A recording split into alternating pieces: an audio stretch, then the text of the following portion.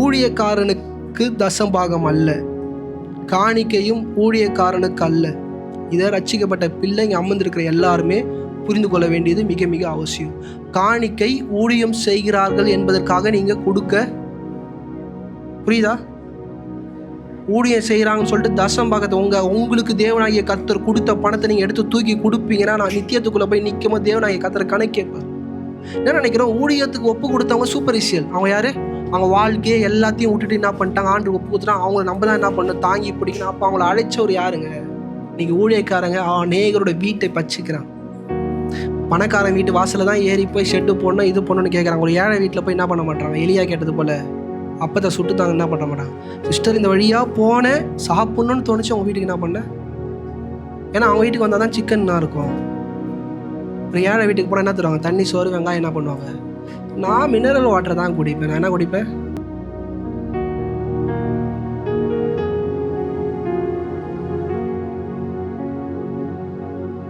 இன்னைக்கும் கூட நான் பேச இருக்கிற தலைப்பு காணிக்கையும் தசகமாகவும் கனத்துக்குரியதும் பரிசுத்தத்துக்குரியதும். இந்த காலை வேளையில் சபையில் அமர்ந்திருக்கிற நீங்கள் இது வரைக்கும் நீங்கள் தெரியல, இதை பற்றி உங்களுக்கு புரியலைன்னா நன்றாய் புரிஞ்சுக்கோங்க.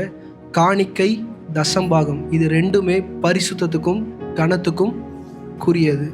இது அநேக பேர் இதை எப்படியோ போதிச்சிருப்பாங்க, எப்படியோ சொல்லியிருப்பாங்க. நான் லிட்ரலாக வாட் ஜீசஸ் ஃபீல்ஸ், ஏசு கிறிஸ்து இதை குறித்து எதை பேசுகிறார், தேவனாகிய கர்த்தர் இதை குறித்து என்ன நினைக்கிறார் என்பதை நான் பேச விரும்புகிறேன். இந்த காலை வேளையில் தசம்பாகம், காணிக்கை என்கிற இந்த இரண்டு வார்த்தைகளை எடுத்தால் எல்லாருக்குள்ளே என்ன இருக்கும் தெரியுமா? ஒரு குழப்பம் இருக்கும். தசம்பாகம் கொடுத்தா ஆசீர்வாதமா? தசம்பாகம் கொடுக்கறது நல்லதா? இல்லை காணிக்கை கொடுக்கறது நல்லதா, தப்பா, ரைட்டானபடி அநேக கேள்விகள் இருக்கும். அது ரட்சிக்கப்பட்டு புதுசாக வரவங்க, இல்லைனா 30 வருஷம் 40 வருஷமாக கிறிஸ்துவில் இருக்கிறவங்க காணிக்கை கொடுத்தா சரியா? என்னது காணிக்கை கொடுத்தா சரியா? நான் ஒரு அழகான ஒரு காணொலியை பார்த்தேன். ஒரு சினிமா ஆக்டர் அவர் போட்டிருந்தார். எப்படி போட்டிருந்தாருன்னா, சபைக்கு போகிறத காட்டிலும் பைபிள் வாங்கி பைபிளை வீட்டில் உட்காந்து அமர்ந்து படிச்சுட்டு 4 ஏழைங்களுக்கு நம்ம கடன் கொடுத்தோன்னா அது கர்த்தருக்கு என்னது கொடுக்குற மாதிரி. இந்த சபையில் உட்காந்து இருக்கிறது டைம் வேஸ்ட்டு, நான்லாம் சபைக்கே போக மாட்டேன்னு ஒரு காணொலியை பதிவிடுறாரு. இதை அநேகர் பார்க்குறாங்க. இதை நீங்கள் பார்க்கும்போது இது என்னவா இருக்குது, கரெக்டாக இருக்குன்னே தோணும். ஏன்னா நீதிமொழிகள் 19ஆம் அதிகாரம் 17ஆவது வசனம், ஏழைக்கு இறங்குகிறவன் கர்த்தருக்கு கடன் கொடுக்கிறான். நல்லா கவனிங்க. ஏழைக்கு இறங்குகிறவன் யாருக்கு கடன் கொடுக்கிறானா? கர்த்தருக்கு கடன் கொடுக்கிறான். ஆனா அடுத்த லைன் என்ன சொல்லுது படிங்க. அவன் கொடுத்ததை அவர் திரும்ப கொடுப்பார். திரும்ப என்ன பண்ணுவாரா? கொடுத்துருவார். இந்த காலையில் நான் சும்மா ஒரு ஜாலியாக சொல்கிறேன். இப்போ எனக்காக ஒருத்தர் ஆசையாக என்ன பண்ணுறீங்க, ஒரு சட்டை வாங்கிட்டு வரீங்க. நீங்கள் தப்பாக நினச்சிக்காதீங்க. ஒரு சட்டை என்ன பண்ணுறீங்க, ஒரு காஸ்ட்லியாக என் பாஸ்டர் நல்ல சட்டை போடணுன்னு என்ன பண்ணுறீங்க, வாங்கிட்டு வரீங்க. அதை நான் என்ன பண்ணுறேன், வாங்குகிறேன். வாங்கிட்டு 2 வாரம் கழிச்சு அதை நான் உங்கள்கிட்ட திருப்பி கொடுக்குறேன். உங்கள் இருதயம் எப்படி இருக்கும்? எப்படி இருக்கும்? நாங்கள் ஏழைக்கு கொடுத்தா ஆண்டு என்ன பண்ணிட்டு வரான், திருப்பி கொடுத்துருவாருன்றாரு. அப்போ இந்த காணிக்கை, தசம்பாகம் இதில் என்ன இருக்குன்றது என்ன பண்ணணும், தெளிவாக புரிஞ்சுக்கணும். இன்றைக்கி நான் ஆரம்பித்து முடிக்கிற வரைக்கும் நீங்களாக செல்ஃப் ஜட்ஜ்மெண்ட்குள்ளே அந்த இடத்துக்குள்ளே இருந்து எங்கேனாச்சும் என்ன பண்ணுறாதீங்க, உள்ளே போயிடாதீங்க. நான் முடிக்கிற வரைக்கும் மிக கவனமாக என்ன பண்ணுங்கள், கவனிங்க. ஏன்னா இந்த சபையில் நான் உங்களை யாரையும் தவறாக சொல்ல, நானும் ரட்சிக்கப்பட்ட புதுசில் நீங்கள் உங்கள் இருதயம் எப்படி இருந்துச்சோ அதே மாதிரி தான் என் இருதயமே இருந்துச்சு. நானும் நீங்களாம் என்ன யோசித்து நீங்கள் காணிக்கை கொடுக்குறீங்களோ, தசம்பாகம் கொடுக்குறீங்களோ அதே தான் நானும் என்ன பண்ணேன். அதனால் நீங்கள் பண்ணது எதுவுமே தப்பு கிடையாது. ஆனால் சத்திய வசனங்கள் உங்களுக்கு நேராக வரும்போது நான் இன்றைக்கி சொல்கிறேன், அது சரியாக இருந்தால் மாத்திரம் என்ன பண்ணுங்கள், எடுத்துக்கோங்க. இல்லைனா நீங்கள் எப்பயும் போல் எப்படி இருக்கிறீங்களோ அதே போல் இருங்க. ஆனால் அதுக்குள்ளே என்ன தயவு செய்து என்ன பண்ணாதீங்க, சேர்த்துக்கொள்ளாதீங்க. ஏன்னா இந்த காணிக்கை கரத்தில் வாங்கிறது சரியா ரைட்டா? ஏன்னா இப்படிப்பட்ட விஷயங்கள் இந்த சபைக்குள்ளே மாற்றி நான் போகிற எல்லா இடங்களையும் நான் என்ன பண்ணுறேன், பார்க்குறேன். ஏன்னா இந்த விஷயத்தில் நீங்கள் தவறு பண்ணிங்கன்னா அது உங்களுக்கு சாபமாய் மாறுன்றது என்ன பண்ணுறாதீங்க, மறந்துடாதீங்க. காணிக்கை கொடுத்து சாபத்தை வாங்க முடியுமான்னு கேட்டால் பைபிள் படி வாங்க முடியும். நான் முடியும். காணிக்கை கொடுத்து தசம்பாகம் கொடுத்து உங்களால் என்ன பண்ண முடியும், சாபத்தை உங்கள் சந்ததிக்கு நீங்கள் சேர்த்து வைக்க முடியும். நல்லா புரிஞ்சுக்கோங்க. இந்த காலை வேளையில் அநேக இருதயம் என்ன தெரியுமா இருக்குது, நான் எதற்காக தசம்பாகம் கொடுக்கணும், நான் எதற்காக காணிக்கை கொடுக்கணும், எதற்காக தசம்பாகம், எதற்காக காணிக்கை. புதிய ஏற்பாட்டில் தசம பாகத்தை பற்றி என்னது இல்லவே இல்லையே. இந்த ஊழியக்காரங்க மட்டும் என்ன பண்ணுறாங்க, கேட்குறாங்களே. இன்றைக்கி மற்ற ஊழியக்காரங்க கேட்டதையும் நான் பேசுறது என்ன பண்ணாதீங்க, ஒப்பிடாதீங்க. அவங்க வேற ஒன்றத்தை கேட்டுன்னு இருக்கிறாங்க, நான் வேற ஒன்றத்தை நான் என்ன பண்ண போகிறேன் இந்த காலை வேளையில் உங்களுக்கு பிரசங்கம் பண்ண போகிறேன். அதனால் அதையும் என்ன பண்ணாதீங்க, குழப்பாதீங்க. அப்படி கொடுத்தா எப்படி கொடுக்கணும், ஏன் கொடுக்கணும், இப்படி அநேக கேள்விகள் நமக்கு உண்டு, உங்கள் எல்லாருக்குமே உண்டு. ஏன்னா இங்கே இருக்கிற சில பேர் என்ன பண்ணுறீங்க, தசம்பாகம் கொடுக்குறீங்க. எனக்கு காணிக்க கொடுக்காம இந்த பிரசங்கத்தை பண்ணால் எனக்கு ரியலாக கஷ்டமாக இருக்கும். நீங்கள் எனக்கு அளவுக்கு மிஞ்சி நீங்கள் என்ன பண்ணுறீங்க, எனக்கு கொடுக்குறீங்க. எனக்கு நான் ரியலாக சொல்கிறேன், I am thankful, I am blessed. ஆனால் ரியலாக நீங்கள் பிளஸ் ஆகணும்னு நான் என்ன பண்ணுறேன், விரும்புகிறேன். ஏன்னா பணம் யாருக்கிட்ட வருதோ அவன் என்ன பண்ணப்படுறான், ஆசீர்வதிக்கப்படுறான். நான் ப்ராக்டிக்கலாக பேசுகிறேன், நான் பாஸ்ட் மாதிரி பேசல. அதனால் இவர் என்ன ஆவிக்குரிய ரீதியை விட்டு வெளியே போகிறார் மட்டும் தயவு செய்து நினச்சிடாதீங்க. லேவியாகமம் புஸ்தகம் 27வது அதிகாரம் 30வது வசனம். தேசத்திலே நிலத்தின் வித்திலும் விருட்சங்களின் கனியிலும் தசமபாகம் எல்லாம் கர்த்தருக்கு உரியது. எல்லாமே கர்த்தருக்குனாதான். நீங்கள் சம்பாதிக்கிற பணம், நீங்கள் ஆட்கொள்ளுகிற பணம், எந்த மூலியமா நீங்கள் வர பணத்தில் எல்லாமே யாருக்குரியது, கர்த்தருக்குரியது. இன்றைக்கி சபைக்குள்ளே அமர்ந்திருக்கிற நீங்கள் போய் உழைச்சிங்க பாஸ்டர் நீங்கள் சொன்னாலும் அது யார் கொடுத்த ஈவு, கர்த்தர் கொடுத்த ஈவுன்றதை நல்லா என்ன பண்ணணும், புரிஞ்சுக்கணும். அதில் தசம்பாகன்ற ஒரு விஷயம் என்ன பண்ணுது இருக்குது. இந்த தசம்பாகன்ற இந்த இடத்து காட்டி அடுத்த ஒரு லைன் இருக்குது, படிங்கம்மா. அது கர்த்தருக்கு பரிசுத்தமானது.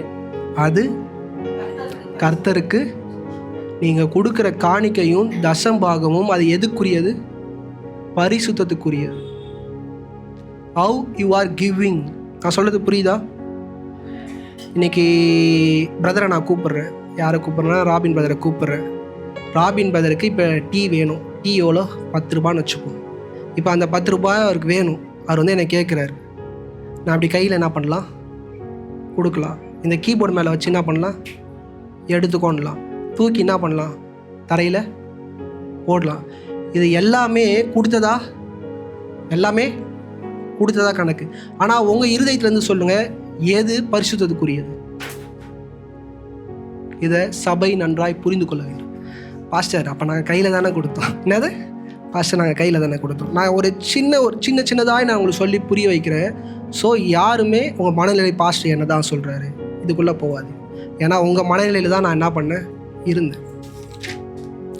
நீதிமொழிகள் 3வது அதிகாரம் 9வது வசனம். உன் பொருளாலும் உன் எல்லா விளைவின் முதற் பலனாலும் கர்த்தரை கனம் பண்ணு. கர்த்தரை என்ன பண்ணுமா, முதல்ல தேவனாகிய கர்த்தர் என்ன சொல்கிறாரு, அது பரிசுத்தத்துக்குரியது. 2வது எதுக்குரியது, கனத்துக்குரியது. நீங்கள் கொடுக்குற ஆஃபரிங் அது எதுக்குரியது, இதை ரட்சிக்கப்பட்ட பிள்ளை புரிந்து உணர்ந்து இதை நீங்கள் என்ன பண்ணணும், கொடுக்கணும். இதை எதுவுமே இல்லாமல் ஜஸ்ட் லைக் தட் நீங்கள் கொடுத்தீங்கன்னா இது உங்களுக்கு என்னது, ஆசீர்வாதம் கிடையாது. இது கொடுக்கறதுல முதல்ல ஆசீர்வாதம் இருக்கான்னு கேட்டால் நிச்சயமாக ஆசீர்வாதம் இல்லை. தசமாங்க கொடுத்தா யாராச்சும் ஆசீர்வாதம்னாங்கன்னா பைபிளை திறந்து என்ன பண்ண சொல்லுங்கள், காட்ட சொல்லுங்கள். அப்படி உங்களால் பேசி ஜெயிக்க முடியலன்னா என்னை ஃபோன் பண்ணி என்ன பண்ணுங்கள், கூப்பிடுங்க. நானே வந்து என்ன பண்ணுறேன், பேசுகிறேன். பைபிளில் எங்கேயுமே தசம்பாங்க கொடுத்தா ஆசீர்வாதம் என்று நியூ கமெண்ட்டில் என்ன பண்ணல, சொல்லலை. மோசைக் லாண்ட மட்டும்தான் என்ன பண்ணுறாரு தேவனாகிய கர்த்தர், தசமாங்க கொடுத்தா உங்களுக்கு ஆசீர்வாதம்ன்றாரு. ஏன்னா நான் சொன்ன அவங்களோட இருதயம் எப்படியா இருந்துச்சு, மரமண்டியாக இருந்தாங்க. அவங்களுக்கு ஒரு விஷயம் பரப்பிக்கிறதுக்கு என்ன பண்ணாங்க, என்கரேஜ்மெண்ட் பண்ணார். ஆண்டவர் என்ன பண்ணார், ஒரு குழந்தை ஒரு சின்ன விஷயத்தை செய்யறதுக்கு, ஒரு நல்ல பழக்கத்தை செய்யறதுக்கு என்ன பண்ணுவார், அம்மா சாக்லேட் கொடுக்குறேன், இந்த டாய்ஸ் எல்லாம் என்ன பண்ணு, க்ளீன் பண்ணி வை. அது மாதிரி தான் தசம்பாகத்தே தேவனாகிய கர்த்தர் என்ன பண்ணார், ப்ராக்டிஸ்குள்ளே கொண்டு வந்தார். ஆனால் அது சரியான ஃபார்முலா கிடையாது. அது ரட்சிக்கப்பட்ட பிள்ளைகள் முதல்ல புரிஞ்சுக்கணும். இன்றைக்கி நல்லா கவனிங்க. ஆதியாகமம் 4வது அதிகாரம் 3-4. சில நாள் சென்ற பின்பு காயின் நிலத்தின் கனிகளை கர்த்தருக்கு காணிக்கையாக கொண்டு வந்தான். காணிக்கையாக இன்னைக்கு ஆண்டவர் அவன் இருந்த இடத்துக்கு வந்தானான்னு கேட்டா இல்லை, அவன் தான் எந்த இடத்துக்கு போனான். படிங்கம்மா அடுத்த வருஷம். ஆபேலும் தன் மந்தையின் தலையீற்றுகளிலும் அவைகளின் கொழுமையானவைகளிலும் சிலவற்றை கொண்டு வந்தான். சிலவற்றை என்ன பண்ணா, எல்லாமே காணிக்கை என்ன பண்ண வராங்க, கொண்டு வர. இந்த பிகினிங்லேருந்தே காணிக்கை, அந்த தசம்பாகம், இது எல்லாமே கொண்டு வருகிற ப்ராசஸ். பார்க்குற இடத்துலாம் கொடுக்குற. ஏன்னா அது பரிசுத்தத்துக்கும் கனத்துக்கும் குறியது. இன்றைக்கி உண்மையாக சொல்ல, நான் பேசுறதுல உங்களுக்கு முரண்பாடாக இருந்தால் உங்களை இந்த இந்தியன் கல்ச்சர் என்ன பண்ணியிருக்கு, ஏமாற்றி வச்சுருக்கு. நீங்கள் கூகுளில் போய் அடித்து பாருங்கள், நோ ஒன் கிவ் ஆஃபரிங் இன் பாஸ்டர்ஸ் ஹேண்ட். எந்த ஊழியக்காரன் கையிலையும் எந்த டினாமினேஷனில் ஸ்ட்ரிக்டான ரூல்ஸ் இருக்குது, காணிக்கை வாங்க எந்த மனுஷனுக்கும் அதிகாரம் கிடையாது. நீங்கள் சும்மா கூகுளில் போய் அடித்து நான் சொல்கிறது ரைட்டாக தப்பான்னு சும்மா அடித்து பாருங்கள். இந்த இந்தியாவில் மட்டும்தான் வீட்டுக்கு வரவங்களாம் என்ன பண்ணுறான், இதில் நோ சொன்னால் என்ன தெரியுமா நினைக்கிறாங்க, இந்த பாஸ்டர் வெக்கப்படுறாரு, என்னது இந்த பாஸ்டருக்கு என்ன இல்லை பழக்கம் இல்லை. அது நான் சொல்கிறேன், அதை வாங்குகிற ஊழியக்காரங்களுக்கு சாபத்தை கொடுக்குறாங்கன்றதை மட்டும் மறந்துடாது. அசிஸ்டன்ட் பாஸ்டர்ஸ் வருவாங்க, இவங்க ஒன்றாவது இவங்க பாவம், இவங்களுக்கு என்ன பண்ணுவோம் கொடுத்து அசிஸ்டன்ட் பாஸ்டருக்கு ஹெல்ப் பண்ணுவோம். They have salary. ஒரு பாஸ்டர் கிட்ட போய் they are accepting their salary. அந்த பாஸ்டர் சொல்கிறார் உனக்கு 5,000 தான் சம்பளம் தரேன் ஓகேவான்னு சொல்லும்போது பூமி மாணவர் தலையாட்டு தான் என்ன பண்ணுறாங்க, ஊழியத்துக்கு வராங்க. ஆனால் ஒருத்தவங்க வீட்டில் போய் விசுவாசி கொடுக்கும்போது அதை வாங்கக்கூடாது, அது அவங்களுக்கு ஆசீர்வாதம் இல்லைன்னு தெரிஞ்சு அவங்க என்ன பண்ணுறாங்க, கருத்துனால வாங்குறாங்க. இன்றைக்கி சபை மேலே புரிஞ்சுக்கோங்க. ஏதோ ஜஸ்டின் பாஸ்டர் வந்துட்டு வேணான்றாருன்னு எனக்கு ஆசீர்வாதம் இல்லைன்னு சில பேர் நினைக்கிறீங்க. உங்களுக்கு சாபத்தை கொடுக்க எனக்கு விரும்பலை, உங்களை மாய்மலமாக உங்களை ஏமாற்ற விரும்பலை. சில பேர் எனக்காக நீங்கள் ஜெபம் பண்ணீங்க பாஸ்டர், நீங்கள் வாங்கி தான் ஆகணும்னு என்ன அந்த பாவத்துக்குள்ளே இருக்கிறீங்க. நீங்கள் மட்டும் இல்லாமல் என்னையும் கூட சேர்ந்து என்ன பண்ணுறீங்க, ஒருத்தனை பிடிச்சினா நீங்கள் அப்படின்னா என் வீட்டுக்கே வரக்கூடாது. என்னது நான் அப்படி தான் நினச்சிக்கிறேன். சில நேரம் எனக்கு வரக்கூடாது, நான் வரவே இல்லடா சொல்லிட்டு நினச்சிக்கிற மாதிரி அப்படி குடும்பப்படுத்துகிறாங்க. சபைக்கே வர மாட்டாங்க. காணிக்கை மட்டும் 500 ரூபாய் 1000 ரூபாய் எடுத்து என்ன பண்ணுறாங்க, என் கருத்தில் உன் காசு எனக்கு யாருக்கு வேணும். I am not come to beg. பிச்சை எடுக்கிறதுக்காக நான் என்ன பண்ணல, வரல. நான் பேசுகிறேன் என் தேவனாகிய கர்த்தர் இந்த உலகத்தில் இருக்கிற யாரையும் காட்டிலும் மகத்துவமானது. இந்த ஊழியத்துக்கு வரும்போது நான் ஆண்டவர்கிட்ட ஒரு விஷயம் சொன்னேன். என்ன சொன்னேன், நான் சம்பாரித்து நான் ஊழியம் நடத்துகிறேன், என் சர்ச்சில் காணிக்கப்பட்டு இருக்காதுன்னு. அவர் எனக்கு சொன்ன காரியம் நான் பொய்யெல்லாம் சொல்ல, என் இருதயம் இப்படி தான். நான் எல்லாருக்கிட்டையும் சொல்லுவேன், என் சர்ச்சில் என்ன இருக்காது, காணிக்கப்பட்டு இருக்காது. ஆனால் ஆண்டவர் எனக்கு வார்த்தையை ஒரு அடித்து எனக்கு சொன்னார், உன்னை நான் போஷிக்கிறேன், நீ என்ன பண்ணு போனார். போகும்போது அவர்கிட்ட சொன்னேன், சத்தியவசனம் இப்படி தான் இருக்குது, நான் இப்படி தான் இருப்பேன்னு. அப்பயும் அவர் சொன்னார், நான் உன்னை போஷிப்பேன்னு சொன்னார். நீங்கள் நம்புவீங்களா நம்ப மாட்டீங்களான்னு தெரியல. நான் பைபிள் காலேஜ் முடிச்சுட்டு என் பாஸ்டர் எனக்கு நான் எதுவுமே இல்லாமல் நிற்கும் போது 4 மாதம் எந்த சர்ச்சுக்கும் போகல, தனியாக இருந்தேன். என் மனைவி என்னை கூப்பிட்றான், நான் ஆண்டுகிட்ட ஜெபம் பண்ணுறேன், நான் சொந்தமாக சர்ச் ஆரம்பிக்கணும்.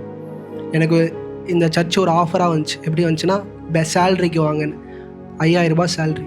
என்னது, நான் ஒன் டே இப்படி போயிட்டு வந்தால் என் ஒய்ஃபுக்கு தெரியும் 40,000 சம்பாதிப்பேன். ஆனால் நான் 40,000 பார்க்கல, பாஸ்டர் கொடுத்த 5000 பார்க்கல. நான் செஞ்ச ஊழியம் செய்யணும்னு சொல்லிட்டு நான் பண்ணேன், கிளம்பி வந்தேன்.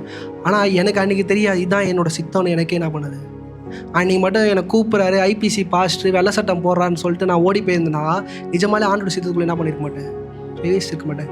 இன்றைக்கி நான் என்றைக்கு இந்த மொமெண்டம் நான் இந்த சர்ச்சை நான் எடுத்தனோ ஆஸ் ஏ பாஸ்டராக உங்களுக்குலாம் நான் எப்போ இங்கே நின்னனோ என் தேவைகளை பரிபூர்ணமாக தேவ நான் இயக்கத்தில் சந்திச்சிருவேன். உண்மையாக சொல்கிறேன், நான் யாருக்கிட்டையும் காணிக்க கொடுங்க நான் பிரசங்கம் பண்ணலை. உங்களுக்கு எல்லாருக்குமே தெரியும், கரெக்டாக 2 வருஷத்துக்கு முன்னாடி தசம்பாகத்தை பற்றி பேசினேன். இப்போ நான் ஏன் பேசுகிறேன்னா, இது உங்களுக்கு ஆசீர்வாதமாக இருக்குது, அதனால தான் பேசுகிறேன். அன்றைக்கி ஒருத்தர் ஐயா சபையிலே உட்காந்து எனக்கு காணிக்க என்ன பண்ணுறாரு, கொடுக்குறாரு. நான் ஒரு யூடியூப்பில் பார்த்தேன், ஒரு பாஸ்டர் பிரசங்கம் பண்ணிக்கிட்டே இருக்கிறார், ட்ராம்ப் வாக்கு மாதிரி என்ன பண்ணுறாரு, நடக்கிறாரு.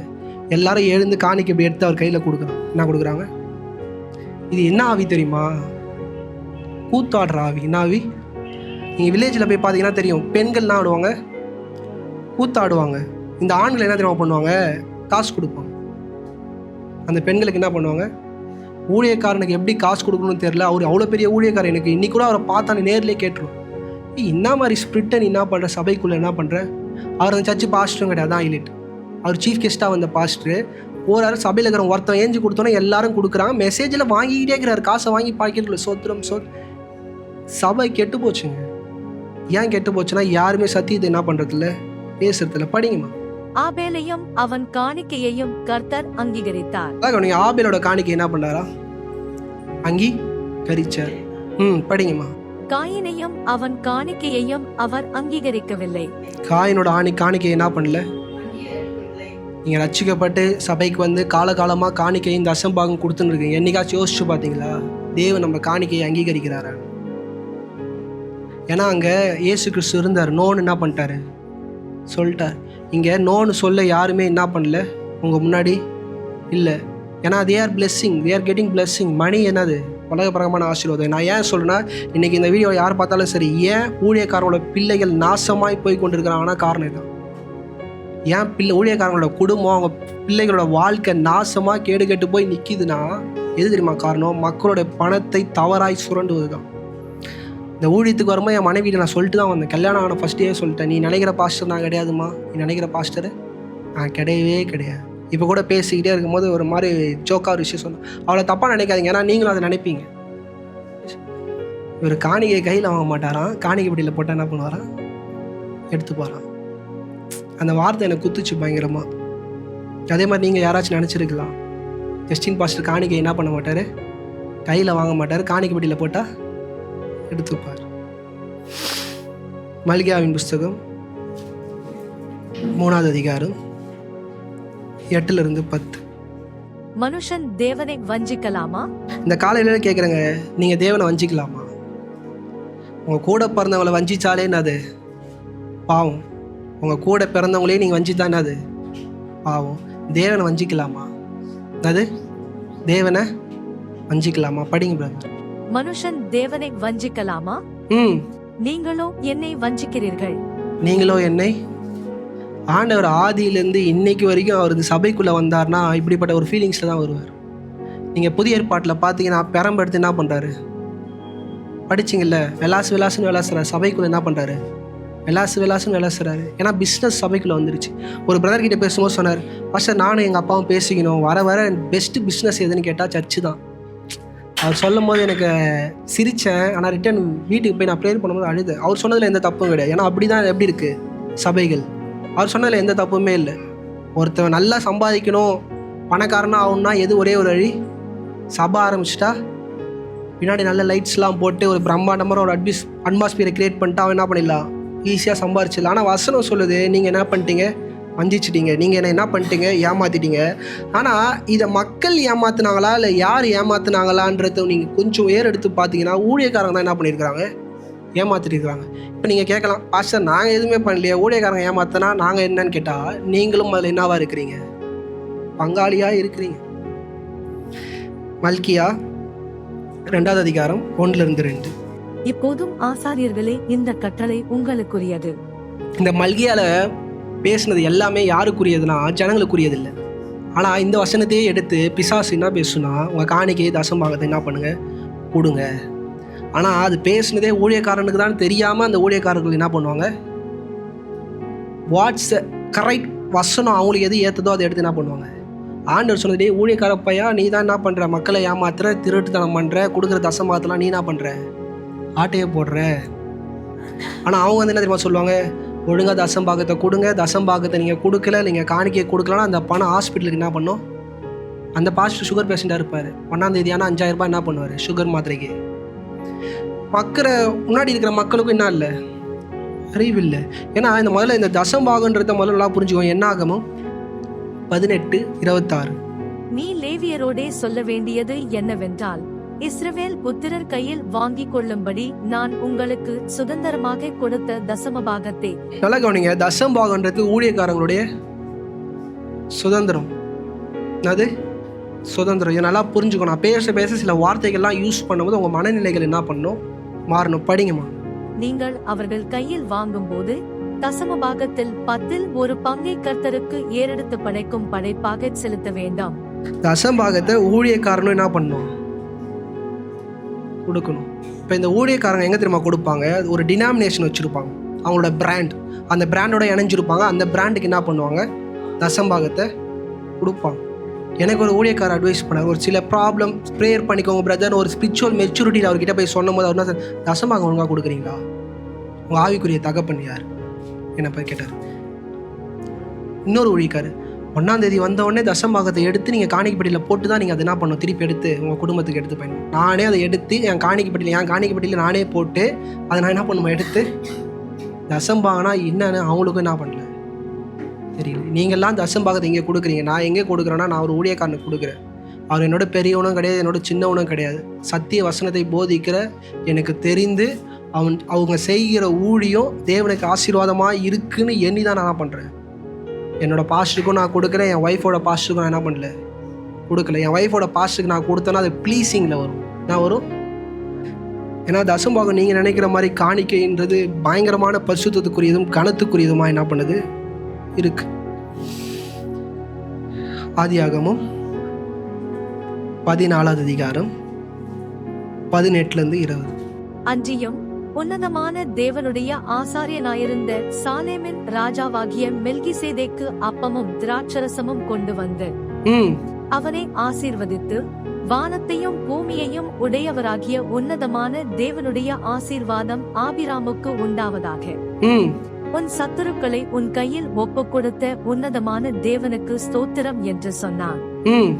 இவனுக்கு ஆபிராம் எல்லாவற்றிலும் தசமபாகம் கொடுத்தான். இன்னைக்கு நல்லா இந்த காலையில நல்லா புரிஞ்சுக்கோங்க. தசம்பாகம் என்பது 10 இது ஆபிரகாம் முதலாக தேவனாகிய கர்த்தருக்கு என்ன பண்றாரு? கொடுக்குறார். கட்டளைகள் நிமித்தம் இதை என்ன பண்ணல? கொடுக்கல. யாரோ ஒருத்தவங்க இதை கொடுத்தாதான் உனக்கு ஆசீர்வாதம்னு சொல்லி என்ன பண்ணல? கொடுக்கல. கொடுத்தாதான் கர்த்தர் உன்னோட இருப்பாருன்னு சொல்லி கொடுக்கல. இல்லை, தேவனாகிய கர்த்தரே இதை அவருக்கு என்ன பண்ணல? Giving it's come from his heart. அவனுடைய இருதயத்துல இருந்து கர்த்தருக்கு என்று என்ன பண்ணா? தசம்பாகம் பழைய ஏற்பாட்டில் இருக்கா, புதிய ஏற்பாட்டில் இருக்கா, கட்டளைகள் இருக்கான்னு கேட்டால் இல்லை, அது இருதயத்தின் சார்ந்தது. அது எதை சார்ந்தது? தசம்பாகமும் காணிக்கையும் எதை சார்ந்தது? இருதயத்தை சார்ந்தது.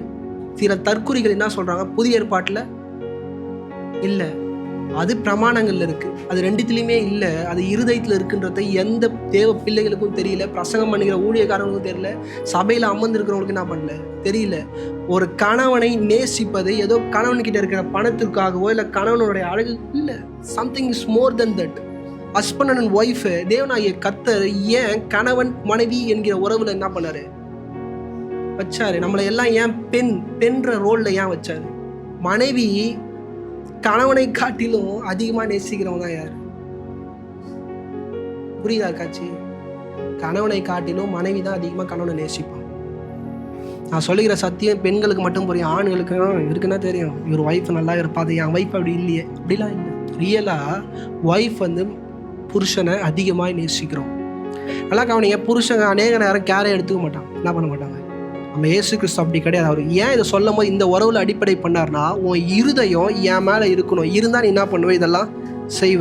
இன்னைக்கு புதிய ஏற்பாடுல வசனம் இல்லைன்னு சொல்ற எல்லாருக்குமே புரிஞ்சுக்கோங்க, ஆபிரகாம் புதிய ஏற்பாட்டில் தான் வாழ்ந்தார். ஆபிரகாம் எங்கே வாழ்ந்தார்? புதிய ஏற்பாட்டில் தான் வாழ்ந்தார். எபிரேயர் 7:2-3. இவனுக்கு ஆபிரகாம் எல்லாவற்றிலும் தசமபாகம் கொடுத்தான். இவனுடைய முதற் பேராகிய மெல்கிசேதேக்கு என்பதற்கு நீதியின் ராஜா என்றும், பின்பு சாலேமின் ராஜா என்பதற்கு சமாதானத்தின் ராஜா என்றும் அர்த்தமாம். இவன் தகப்பனும் தாயும் வம்ச வரலாறும் இல்லாதவன். தகப்பனும் தாயும் வம்ச வரலாறு இல்லாத ஒரே ஆளு என் தேவனாகிய கர்த்தர் மாத்திரம் தான். ஆபிரகாம் காணிக்கை கொடுத்தது யாரு? கிரைஸ்ட், ஏசு கிறிஸ்து கிட்ட தான் என்ன பண்ணாரு? நிறைய பேர் கேட்பாங்க, ஆமாம் ஏசு கிறிஸ்துவே இப்போ தான் பிறந்தாரு, நீங்கள் உடனே புதிய ஏற்பாடு பைபிள் அழகாக படிச்சிங்கன்னா என் கர்த்தர் என்ன பண்ண முடியும்? நல்லா புரிஞ்சுக்க முடியும். படிங்கம்மா. இவன் நாட்களின் துவக்கமும் ஜீவனின் முடிவுமுடையவனாயிராமல் தேவனுடைய குமாரனுக்கு ஒப்பானவனாய் என்றென்றைக்கும் ஆசாரியனாக நிலைத்திருக்கிறான். என்றென்றைக்கும். இப்போ உங்களோட ஆசாரியன் யாரு? என்னோட கேள்வி, உங்களோட ஆசாரியன் யாரு? உங்க எல்லாருக்கும் தெரியுமா? நீங்க எல்லாருமே ஒரு பிம்பத்துல ஜஸ்டின் பிரகாசத்தை வச்சிருக்கிறீங்க. இந்த ஜஸ்டின் பிரகாசத்தை எப்படி வைக்கணுன்றதை நான் என்ன பண்றேன்? உங்களுக்கு சொல்லித்தரேன். உங்களுக்கும் எனக்கும் ஆசாரியன் யாரு? ஏசு கிறிஸ்து. ஆபிரகாமுக்கு ஆசாரியன் யாரு? ஏசு கிறிஸ்து. நடுவுல ஒரு சீசன்ல யாரு வந்துட்டா? ஆரோன். ஆரோன் என்ன பண்ணிட்டாரு? ஆசாரியனா வந்துட்டார். ஆனா உங்களுக்கும் ஆபிரகாமுக்கும் யார் ஆசாரியன்? ஏசு கிறிஸ்து. இப்போ இந்த தசமாகம், இந்த கிவிங், இது எல்லாமே எங்க இருக்குன்னா ஏசு கிறிஸ்துவோட அடிப்படையில் என்ன பண்ணுது இருக்குன்றதை என்ன பண்ணுங்க உணருங்க. எபிரேயர் 7:11-12. அல்லாமலும் இஸ்ரவேல் ஜனங்கள் லேவி கோத்திர ஆசாரிய முறைமைக்குட்பட்டு இருந்ததல்லவோ. நல்லா கவனிங்க, இஸ்ரவேலர்கள் எந்த முரண்முறை கீழே இருக்கிறாங்கன்னா லேவி கோத்திரம் தான் ஆரோனோட ஆசாரியத்துவத்துக்கு கீழே என்ன பண்றாங்க இருக்கிறாங்க. இந்த வசனத்தை கொஞ்சம் ஆழமா நீங்க படிச்சாதான் சில காரியங்கள் உங்களுக்கு என்ன பண்ணும் புரியும். படிங்கம்மா. நியாயப்பிரமாணத்தை பெற்றார்கள். அவங்க நியாயப்பிரமாணத்தை என்ன பண்ணாங்களா? பெற்றாங்க. படிங்கம்மா. அந்த ஆசாரிய முறைமையினாலே பூரணப்படுதல் உண்டாய் இருக்குமானால். நல்லா கவனிங்க, அந்த ஆசாரியத்துவத்துல பரிபூர்ணமான காரியங்கள் வந்துரும்னா படிங்க. ஆரோனுடைய முறைமையின்படி அழைக்கப்படாமல். நல்லா கவனிங்க, லேவி கோத்திரத்துல இருந்து ஆரோனோட வம்சத்துல இருந்து இல்லாத மல்கிசேதேக்கோட முறைமையின்படி அழைக்கப்பட்ட வேறொரு ஆசாரியர் எழும்ப வேண்டுவதென்ன? அப்ப நம்ம எந்த ஆசாரியன் கீழே இருக்கிறோம்னு புரியுதா?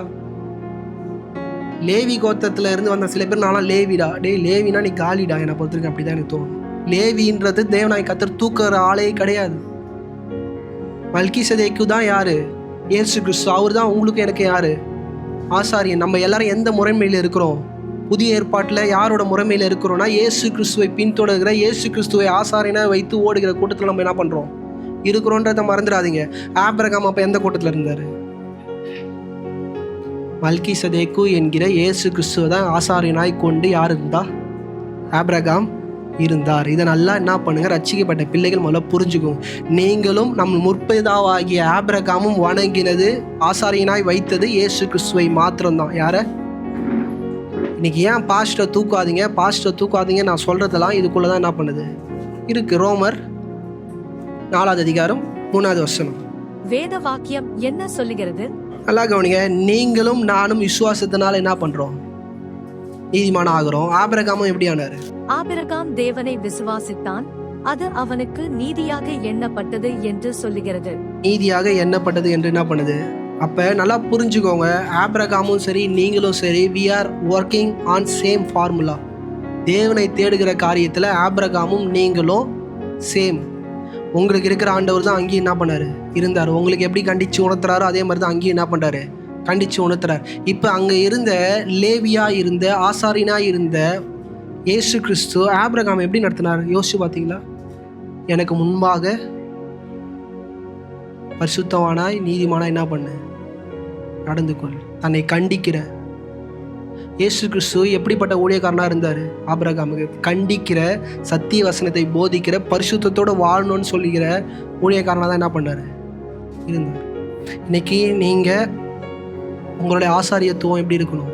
உங்களை கண்டிக்கிற, உங்களை சரி செய்கிற, உங்களை அனுதினமும் தேவனுடன் கிட்டி சேருகிற ஒரு ஆசாரியத்துவம் உங்களுக்கு வேணும். இப்பயும் நான் என்ன சேர்த்துக்கல, நான் சொல்ல சொல்ல உங்களுக்கு காரியங்களை என்ன பண்ணும் புரியும். இன்னைக்கு ஏன் பாஸ்டர் காணிக்கே தேவனாகிய கர்த்தர் கேட்குற? பரலோகத்தில் அவர் யாரும் சேர்த்து வச்சிருக்கிறாரா? இல்லை பரலோகத்தில் ஏதாச்சும் பெருசாக என்ன பண்ண போறாரு? வீடு கட்ட போறாரா? இல்லை சுவிஸ் பேங்க் வச்சிருக்கிறாரா? இந்த காணிக்கை, இந்த தசம் பாகம்லாம் எதுக்கு? இந்த உலகம் உண்டாகி மனித குலம் ஃபார்ம் ஆகும் போதே தேவன் தன் படைத்த உண்டாக்கின மனிதர்களிடம் ரொம்ப விரும்பின ஒரு காரியம் அவருடைய இருதயம். இன்னைக்கு சபையில் உட்காந்துருக்கிறீங்க, உங்ககிட்ட இருக்கிற எல்லாத்த விட அவர் எதை அதிகமாக விரும்புகிறாருன்னா உங்களோட இருதயத்தை என்ன பண்ணுறாரு? அதிகமாக என்ன பண்ணுறாரு? விரும்புகிறாரு. 1 தீமோத்தேயு 6வது அதிகாரம் 10வது வசனம். பண ஆசை எல்லா தீமைக்கும் வேறாக இருக்கிறது. இன்னைக்கு மனுஷன் ஆண்டவரை விட்டு, ஆண்டோட சமூகத்தை விட்டு வெளியே போன உடனே அவன் எதை நோக்கி ஓட ஆரம்பிச்சானா? தேவனை நோக்கி இல்லை, பணத்தை நோக்கி என்ன பண்ண ஆரம்பிச்சான். இன்னைக்கு சபை நல்லா புரிஞ்சுக்கோங்க. இன்னைக்கு பாஸ்டா இருக்கிற நானும் ஐ நீட் மணி. இங்கே அமர்ந்திருக்கிற உங்களுக்கும் என்னது பணம் தேவை. ஏன்னா fees, college fees, school fees, பிள்ளைக்கு தேவையான மெடிசன், இப்படி அநேக காரியங்கள் நிமித்தம் நம்ம என்ன பண்ணுறோம்? வேகமாக ஓடுறோம். எதை நோக்கி ஓடுறோன்னா பணத்தை நோக்கி ஓடுறோம். இந்த பணம் எதுக்கு அணி வேறா இருக்குது? நம்மளோட பாவத்துக்கும் தேவனை விட்டு நம்மளை பிரிப்பதற்கும் என்ன பண்ணுது? வேறா இருக்குது. அந்த பணத்தை நீங்கள் மாதத்தில் அந்த ஃபஸ்ட்டு நீங்கள் வாங்குகிற சேலரியை முதலாவது கள்ள கபடம் இல்லாமல் அதை கர்த்தருக்கென்று நீங்கள் எடுத்து வைக்கும் போது உங்கள் இருதயம் எதை காமிக்குதுன்னா, நான் கர்த்தரை என்ன பண்ணுறேன். நீங்கள் நிறைய பேர் எல்லாமே யூஸ் பண்ணிட்டு சபைக்கு வரும்போது என்கிட்ட என்ன இருக்கோ அதை காணிக்கை பெட்டில் போகிறீங்க. அதெல்லாம் உங்களுக்கு சாபம். நான் ஃப்ராங்காக சொல்கிறேன். இன்றைக்கி எந்த சபைக்கு நீங்கள் போனாலும் தசமாகம் கொடுத்து ஆண்டவர் ரெட்டிப்பா தருவான்னு சொல்லுவாங்க. நான் நிச்சயமாக என் வாயை தந்து நான் சொல்ல மாட்டேன். என் தேவனாகிய கர்த்தரும் அப்படி சொல்லலை, இயேசு கிறிஸ்துவும் அப்படி சொல்லலை, அப்போஸ்தலனாகிய பவுலும் அதை சொல்லலை. நம்ம ஆளுங்க மட்டும்தான் என்ன பண்ணுவாங்க? கொடுத்தா ஆசீர்வாதம், கொடுத்தா ஆசீர்வாதம், கொடுத்தா ஆசீர்வாதம். மத்தேயு 6வது அதிகாரம் 21வது வசனம். ஒரே நிமிஷம் 2 கொரிந்தியர் 9வது அதிகாரம் 7வது வசனம். அவனவன் விசனமாயுமல்ல கட்டாயமாயுமல்ல. நல்லா கவனிங்க. உங்க காணிக்கையும் உங்க தசம்பாகத்தையும் தயவு செய்து விசனத்தோடு கஷ்டத்தோடு என்ன பண்ணாதீங்க. இந்த சபைக்குள்ள கூட எடுத்துன்னு வராதிங்க. அந்த டோருக்குள்ள கூட என்ன பண்ணாதீங்க, எடுத்துன்னு வராது. படிங்க. அவனவன் விசனமாயுமல்ல கட்டாயமாயுமல்ல. இன்னைக்கு கட்டாயப்படுத்தி காணிக்கை என்ன பண்றாங்க சபையில? அப்ப பாருங்க, சத்திய வசனம் இருக்கு. ஆனா ஒருத்தர் கட்டாயப்படுத்தி ஒருத்தர் வாங்குறாருன்னா அவரோட இருதயம் எதை நோக்கி ஓடுது? அந்த மனுஷன் உங்களை பரலோக ராஜ்யம் கொண்டுன்னு போவார் நீங்க விசுவாசிச்சீங்கன்னா, உங்களை விட படி கட்டின முட்டாள் வீட்டுக்கு வருவாங்க. சிஸ்டர் சர்ச்சுக்கு ஷெட்டு போடணும். என்னது சர்ச்சுக்கு? உங்களுக்கு ஏதாச்சும் வேணா நீங்கள் போய் ஜோம் பண்ணுங்க சிஸ்டர். ஆனால் அவங்களுக்கு ஏதாச்சும் தேவைன்னா அவங்க வீட்டுக்கு வந்து, சிஸ்டர் பெரிய சர்ச்சு சிஸ்டர், மேலே ஷிட்டு போட்டு ஆராய்ச்சா ஒரு 1000 பேர் என்ன பண்ணுவாங்க? இவன் மட்டும் சாவு போகிறது இல்லாமல் 1000 பேர் என்ன பண்ண போகிறாங்க நரகத்துக்கு? நான் ரொம்ப வன்மையாக கண்டிக்கிறேன். என் தகப்பனாக இருந்தாலும் நான் கண்டிப்பேன். பொய்லாம் சொல்லு. யோசிச்சு பாருங்க. நீங்கள் என்னைக்காச்சும் போய் பாஸ்டர்கிட்ட, பாஸ்டர் ஒரு 1 லட்சம் கொடுங்க பாஸ்டர், எந்த பாஸ்டர் கொடுத்துக்கிறாங்க? ஆனால் அவங்க மட்டும் சர்ச்சு யார் பேரில் இருக்குது சொல்லுங்கள்? ட்ரஸ்ட்டு பேரில் இருக்கா, அவங்க பேரில் இருக்கா? இதெல்லாம் கேளுங்களேன். வாயை மூச்சே என்ன பண்ண மாட்டாங்க, விட மாட்டாங்க. ஏன்னா உட்காந்துக்கிறவங்களாம் படிப்பறிவு இல்லாத முட்டா பசங்க. தன் மனதில் நியமித்தபடியே கொடுக்க கடவன். தான் மனதில் நியமிக்கணும். ஆபிரகாம் அன்னைக்கு நியமிச்சான். 10ல் 1 பங்கு, நான் சம்பாதிக்கிறதுல 10ல் 1 பங்கு என் தேவனாகிய கர்த்தருக்கு என்ன பண்ணுவேன் கொடுப்பன்றத யார் நியமிச்சா? இன்னைக்கு தசம்பாகம் இது 10ல் 1 கிடையாது. ஆண்டவருக்கு நீங்கள் உங்கள் இருதயத்தில் மாதம் ஆனால் என் காணிக்க கூட நான் வாரம் வரேன், இவ்வளோ தான் காணிக்க நான் கொடுப்பன்றதை நீங்கள் என்ன பண்ணணும்? முதலாவது அங்கே வந்து திறக்கிறது, இந்த 10 ரூபா நோட்டு தான். அது வேணாங்க. அப்படி ஒன்று நீங்கள் ஆர்டர் கொடுக்க தேவையில்ல. நான் இந்த ஊழியக்காரனாக அவங்களை கேட்கவும் இல்லை. இதை பசங்க பண்ணும்போது எங்கள் அப்பாவே என்னை திட்டுவார். ஆனால் எனக்கு அதை பற்றி பயமும் கிடையாது. திறக்கிறது நான் ரியலாக சொல்கிறேன். நான் தசமாங்க கொடுத்துருக்குறேன். என் காணிக்கை கூட நான் போட்டிருக்கேன். நான் இருந்த சபையில் போட்டிருக்கிறேன். I will give my best. ஏன் நான் பெஸ்ட்டு நான் கொடுக்குறேன்றான்? நான் 10 ரூபா நோட்டு 20 ரூபா நோட்டு காணிக்கையாக போடுவேன். நான் ஃப்ராங்காக சொல்கிறேன். அவங்கள மாதிரி இருக்கும்போது நான் 10 ரூபா நோட்டு 20 ரூபா நோட்டு காணிக்கையாக போடுவேன். ஒரு பாஸ்டர் அழகாக பேசிகிட்டே இருக்கும்போது, உன் பர்ஸில் இருக்கிற லீஸ்ட்டை என்ன பண்ணுற நீ போடுற, that much you love God சொல்லிட்டு அவர் சொன்னார். நான் கார் பார்க்கிங்கில் காரை விட்டுட்டு அங்கே வர வாட்ச்மேனுக்கு நான் 10 ரூபாய் என்ன பண்ணுவேன் தருவேன். That much you love God. ஏன்னா நான் அப்போ தான் ஒரு வாட்டி யோசித்தேன். தப்பாக நினைச்சிருக்காதீங்க. காரை விட்டு இறங்கி நான் 50 ரூபா 100 ரூபா கொடுப்பேன். என் மனைவிக்கே தெரியும். ஆனால் சர்ச்சில் நான் ரசிக்கப்படாத போதே இல்லை அந்த ப்ராசஸில் போயிட்டு இருக்கும்போது காணிக்கப்பட்டு நான் போகிறதெல்லாம் 10 ரூபா நோட்டு. அன்றைக்கி நான் சொல்லும் போது மாற்றிக்கிட்டேன். என் அம்மா கிட்ட அதை போய் சொல்லும் போது எங்கள் அம்மா சிரித்தாங்க. இதை நான் எத்தனையோ வாட்டி உனக்கு சொல்லி கொடுத்துருக்குறேன், உன் மண்டையில் தான் என்ன பண்ணல ஏறல. எங்கள் அம்மா முதல் மாதம் சம்பளம் எடுத்தோட தசம்பாகத்தை எடுத்து வச்சுட்டு செலவு நோட்டு, அந்த புது நோட்டை எடுத்து காணிக்க போடணுன்னு வச்சுருந்து எனக்கும் அதான் கொடுப்பாங்க, எங்கள் அண்ணனுக்கும் அதான் கொடுப்பாங்க. ஆனால் எங்கள் அம்மா காசை வாங்கி போட்டதுனால அதோட அருமை என்ன பண்ணல தெரியல. இன்றைக்கி நான் ஏன் சொல்கிறேன்னா, நீங்கள் தயவுசெய்து நீங்கள் போடாமல் இருந்தாலே நல்லது. என்னது போடாமல் இருந்தாவே நல்லது. ஆனால் போடுறத பெஸ்ட்டாக போடுங்க. ஏன்னா இந்த காணிக்கப்பட்டியில் அநேக கிழிஞ்சு போன நோட்களை நான் என்ன பண்ணேன் பார்த்தேன். It's show something you love God மோர்.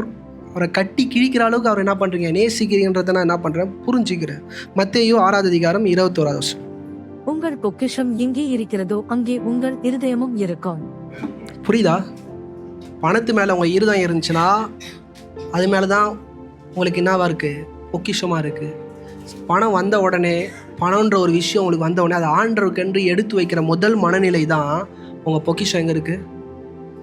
கர்த்தர்கிட்ட இருக்குது. நல்லா புரிஞ்சுக்கோங்க. இதில் ஒரு விஷயம் என்ன இருக்குன்னா, இதை கொடுக்கறதுனால ஒரு ஆசீர்வாதமும் நான் தான் சொன்னேன். ஜஸ்டின் பாஸ்டருக்கு நீங்கள் ஒரு சட்டை எடுத்து வந்து கொடுக்குறீங்க, அது ஒன்லி லவ். ஜஸ்டின் பாஸ்டர் எனக்கு இது செய்வார் அது செய்வார்னு எதிர்பார்த்து என்ன பண்ணல, நீங்கள் கொடுக்கல. அதை அவர் வச்சுக்கணும். நீங்கள் கொடுக்கறத அவர் என்ன பண்ணணும் வச்சுக்கணும். அதை அவர் என்ன பண்ணணும் போடணும். 2வது காணிக்கை எது நிமித்தம் நம்ம கொடுக்குறோம்? சபை சொல்லுங்கள். காணிக்கை நம்ம எதுக்காக கொடுக்குறோம்? தேவனை நேசிப்பதற்கான காணிக்கையும் தசம்பாகம் நான் கொடுக்குறோம். இன்றைக்கி ஒரு சின்ன ஒரு தரப்பு நீங்கள் யோசிச்சு பாருங்கள். சில நேரம் ஊழியக்காரங்க கஷ்டப்படுறாங்க, நீங்கள் என்ன பண்ணுறீங்க? காணிக்கை கொடுக்குறீங்க. சரியா? யோசிச்சு பாருங்க. ஊழியக்காரங்க கஷ்டப்படுறாங்க, தன் குடும்பத்திற்கு சாப்பிட என்ன பண்ணுறாங்க ஸ்ட்ரகிள் பண்ணுறாங்கன்னு சொல்லி நீங்கள் கொடுக்குறீங்கல்ல, அது காணிக்கையிலே என்ன பண்ணாது வராது. அப்படி நீங்கள் கொடுத்துக்கிட்டே இருந்தீங்கன்னா ஒரு விஷயம் நல்லா புரிஞ்சுக்கோங்க, உங்கள் வாழ்நாள் ஃபுல்லாக நீங்கள் காணிக்கையே என்ன பண்ணல கொடுக்கல. இன்றைக்கி நிறைய பேர் வந்து பார்த்துருக்கிறீங்கன்னா பேசுவாங்க. ஏன் இதை நானே பேசியிருக்கிறேன். கஷ்டப்படுற ஊழியத்துக்கு நம்ம என்ன பண்ணணும் கொடுக்கணும். கஷ்டப்படுற ஊழியக்காரங்க கஷ்டப்படுற சபைக்கு நம்ம என்ன பண்ணோம் கொடுக்கணும்.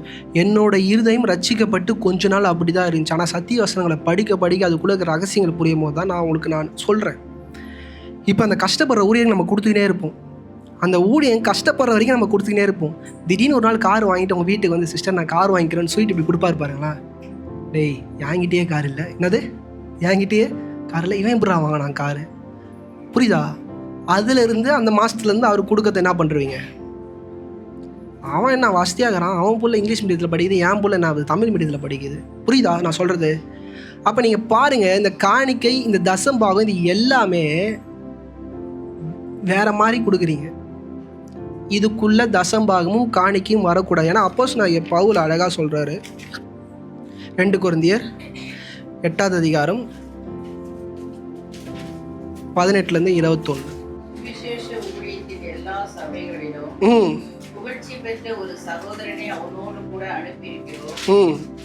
அது மாத்திரமல்ல, கர்த்தருக்கு மகிமை உண்டாகவும் உங்கள் மன விருப்பம் விளங்கவும் எங்கள் ஊழியத்தினாலே சேர்க்கப்படும் தர்ம பணத்தை கொண்டு என்ன பணம்? நீங்கள் இப்படிலாம் கொடுத்தீங்கன்னா அது என்ன பணம்? நீங்கள் தர்மம் செய்கிறீங்க. அதே நான் கர்த்தர் என்ன பண்ணுவார்? திருப்பி ஏழைக்கு இறங்குறவன் கர்த்தருக்கு என்ன பண்ணுறான்? உங்கள் முன்னாடி நிற்கிற பாஸ்டர் நீங்கள் ஏழையாக பார்த்து, ஐயோ நல்ல சட்டை போடல, நல்ல பேண்ட்டு போடல, ஒரு ஊழியக்காரனுடைய தகுதின்னு ஒன்று இருக்குது, அந்த தகுதியை உடையவனா மட்டும்தான் நீங்கள் ஊழியக்காரனை என்ன பண்ணணும்? ஏற்றுக்கணும். இன்றைக்கி நிறைய பேர் ஊழியம் செய்கிறாங்க. நிறைய பேர் சிஸ்டர் நான் ஊழியம் செய்கிறேன், பிரதர் நான் ஊழியம் செய்கிறேன்னு என்ன பண்ணுறாங்க? வந்து அவங்க முன்னாடி நிற்கிறாங்க. நீங்கள் உங்களோட இருதயம் எப்படி தெரியுமாகுது? இவர் தேவனுடைய ஊழியத்தை என்ன பண்ணுறாரு? செய்கிறார். ஊழியக்காரன். ஊழியம் செய்கிறவங்க எல்லாரும் ஊழியக்காரங்க கிடையாது. சத்திய வசனத்தை எடுத்து போதிக்கிறவங்க எல்லாரும் ஊழியக்காரங்க கிடையாதுங்க. ஊழியக்காரங்க they have பர்சனல் குவாலிட்டிஸ். அந்த குவாலிட்டி இல்லாதவன் ஊழியக்காரனாக இருக்கவே முடியாது. தன் சொந்த குடும்பத்தை நடத்தாதன்னு தன் சபையை என்ன பண்ணக்கூடாது? நடத்தவே கூடாது. இன்றைக்கி பாதி பேரோட ஊழியக்காரங்களோட வாழ்க்கையே கேள்விக்குறி நிற்கிது. But they will say husband and wife. ஆனால் அவங்களோட ஹஸ்பண்ட் ஒய்ஃப் ரிலேஷன்ஷிப்பை பாருங்க, சரியில்லை. ஒய்ஃப் என்ன இல்லை, சரியில்லை. நீ முதலாவது சரியாக இருக்கணும். அழகாக வந்து ஒரு பெண்ணை ஈஸியாக குற்றப்படுத்துறது ஈஸிங்க. நான் என்ன சொல்கிறேன், பரிசுத்த ஆவியானவர் கூட இருக்கிறாரு, ரட்சிக்கப்பட்டார், ஊழியத்துக்கு அழைக்கப்பட்டார்னு சொல்கிறேன். நீங்கள் when you are choosing a life partner, how you fail? எப்படி நீங்கள் ஃபெயில் ஆவீங்க? அது ரட்சிக்கப்பட்ட பொண்ணா இல்லையான்னு உங்களால் கண்டுபிடிக்க முடியலனா how you be a pastor? சில பேர் இப்படி பேசும்போது எனக்கு என்கிட்ட சொன்னது, உங்கள் அப்பா அம்மா டீச்சர். என்னது உங்கள் அப்பா அம்மா டீச்சர், அதனால் நீங்கள் என்ன பண்ணுறீங்க? பேசுகிறீங்க. நீங்கள் கஷ்டப்பட்டால் என்ன பண்ணுவீங்க? பேசுமா. இப்போ உங்களோட கேள்விகள் என்ன? உங்கள் இருதயம் என்ன? ஒரு ஊழியக்காரனாக வந்தால் பிச்சை எடுத்துக்கிட்டு வரணும்னு புரியுதா நான் சொல்கிற கான்செப்ட்டு? எல்லாருமே நான் புரிஞ்சுக்கோங்க, இந்த மனநிலைக்குள்ளே வாங்க. அப்போ ஒரு டீச்சரோட பிள்ளை ஊழியம் செய்ய வரக்கூடாதா? இன்றைக்கி டாக்டர்ஸ்லாம் ஊழியம் செய்கிறாங்க. என்ன செய்கிறாங்க? உங்களை நான் யாருமே சொல்ல, இந்த மனநிலை எல்லாருக்குள்ளேயும் இருக்குது. கொஞ்சம் யோசிச்சு பாருங்க. இப்படிலாம் நீங்கள் பார்த்து நீங்கள் கொடுக்கறது காணிக்கையும் ஆகாது, தசம்பாகமும் என்ன ஆகாது? அவர் கஷ்டப்படுறவர். அவர் என்ன பண்ணுறாரு? நானுமே சரி, நீங்கள் சொல்கிற நபரும் சரி, எல்லாருமே ஊழியம் கஷ்டம்னு தெரிஞ்சு தான் என்ன பண்ணியிருக்கிறோம் உள்ள. எங்கள் கஷ்டத்தை பார்த்து நீங்கள் கொடுப்பது காணிக்கையே ஆகாது, தசம்பாகமாய் ஆகாது. அது உங்களுக்கும் ஆசீர்வாதமாக இருக்காது, அது என்னோடய சந்ததிக்கும் என்னவாக இருக்காது? ஆசீர்வாதமாக இருக்காது. இன்றைக்கி நீங்கள் ஒரு காரியம் நல்லா புரிங்க. ஆதியாகமம் 14ஆம் அதிகாரம் 18ஆவது வசனம். உன்னதமான தேவனுடைய ஆசாரியனாய் இருந்த சாலேமின் ராஜாவாகிய மெல்கிசேதேக்கு அப்பமும் திராட்சைரசமும் கொண்டு வந்து. ஆபிரகாம் வந்து ரொம்ப கஷ்டப்பட்டு இருக்கிற ஒரு நபர்கிட்ட போய் என்ன பண்ணாரு? பாவம், சாப்பாடுக்கே ரொம்ப கஷ்டம் அவருக்கு. அவர்கிட்ட என்ன பண்ணார்? போய் தசம்பாகத்தை. இப்படியா இருக்கு வசனம்? கிங் ஆஃப் கிங், அவர் முன்னாடி நிற்கிற அந்த ஆசாரியன் ராஜான்றார். என்னது? ஏன் ராஜான்னு மென்ஷன் பண்ணுறாருன்னா, அவரோட உடை, அவரோட நடை, அவரோட பேச்சு எல்லாமே ராஜ்யத்துவத்துக்குரியதான ஒரு மனுஷனாக தான் என்ன பண்ணார்? ஆபிரகாம் முன்னாடி வெளிப்பட்டார். அவர்கிட்ட தான் போய் என்ன பண்ணுறாரு? தசம்பாகத்தை கொடுக்குறார். நீங்களும் நானும் அந்த பாஸ்டர் கஷ்டப்படுறார், அந்த பிரதர் என்ன பண்ணுறாரு? கஷ்டப்படுறார். இது இல்லைங்க. இந்த மாதிரி நீங்கள் கொடுக்குறீங்கன்னா தர்ம காரியத்தை என்ன பண்ணுறீங்க? செய்து கொண்டு இருக்கிறீங்க. ஆண்டருக்கு கொடுக்க வேண்டிய லவ்வை நீங்கள் எங்கேயும் மிஸ் பண்ணுறீங்க. ஆபிரகாம் அப்படி பார்த்துருந்தானா கொடுத்தே இருக்க மாட்டார். ஆபிரகாம் அப்படி நினச்சிருந்தாரா என்ன பண்ணியிருக்க மாட்டார்? மல்கிசேதேக்குன்ற ராஜா மாதிரி வந்து நிற்கிறாருங்க. அவர்கிட்ட ஏன் கொடுக்கணும்? புரியுதா நான் சொல்கிறது? யாருக்காச்சும் கொஞ்சம் கஷ்டமாக இருக்கா? ரொம்ப ராவாக இருக்கா? என்ன தான் சொல்ல வரான்னு புரிஞ்சுக்க கஷ்டமாக இருக்கா? அப்போ யாருக்கு நீங்கள் தசம்பாகம் கொடுக்கணும்னா, இயேசு கிறிஸ்துக்கும் உங்களுக்கு தசம்பாகத்தை என்ன பண்ணணும்? கொடுக்கணும். இப்போ மல்கிசேதேக்கு என்கிற ஒரு மனுஷன் ஆபிரகாம் முன்னாடி வந்து நின்ட்டாரு. அவர்கிட்ட என்ன பண்ணிட்டீங்க? ஆபிரகாம் கொடுத்துட்டான். இப்போ நாங்கள் எங்கே பாஸ்டர் போய் கொடுக்கறது?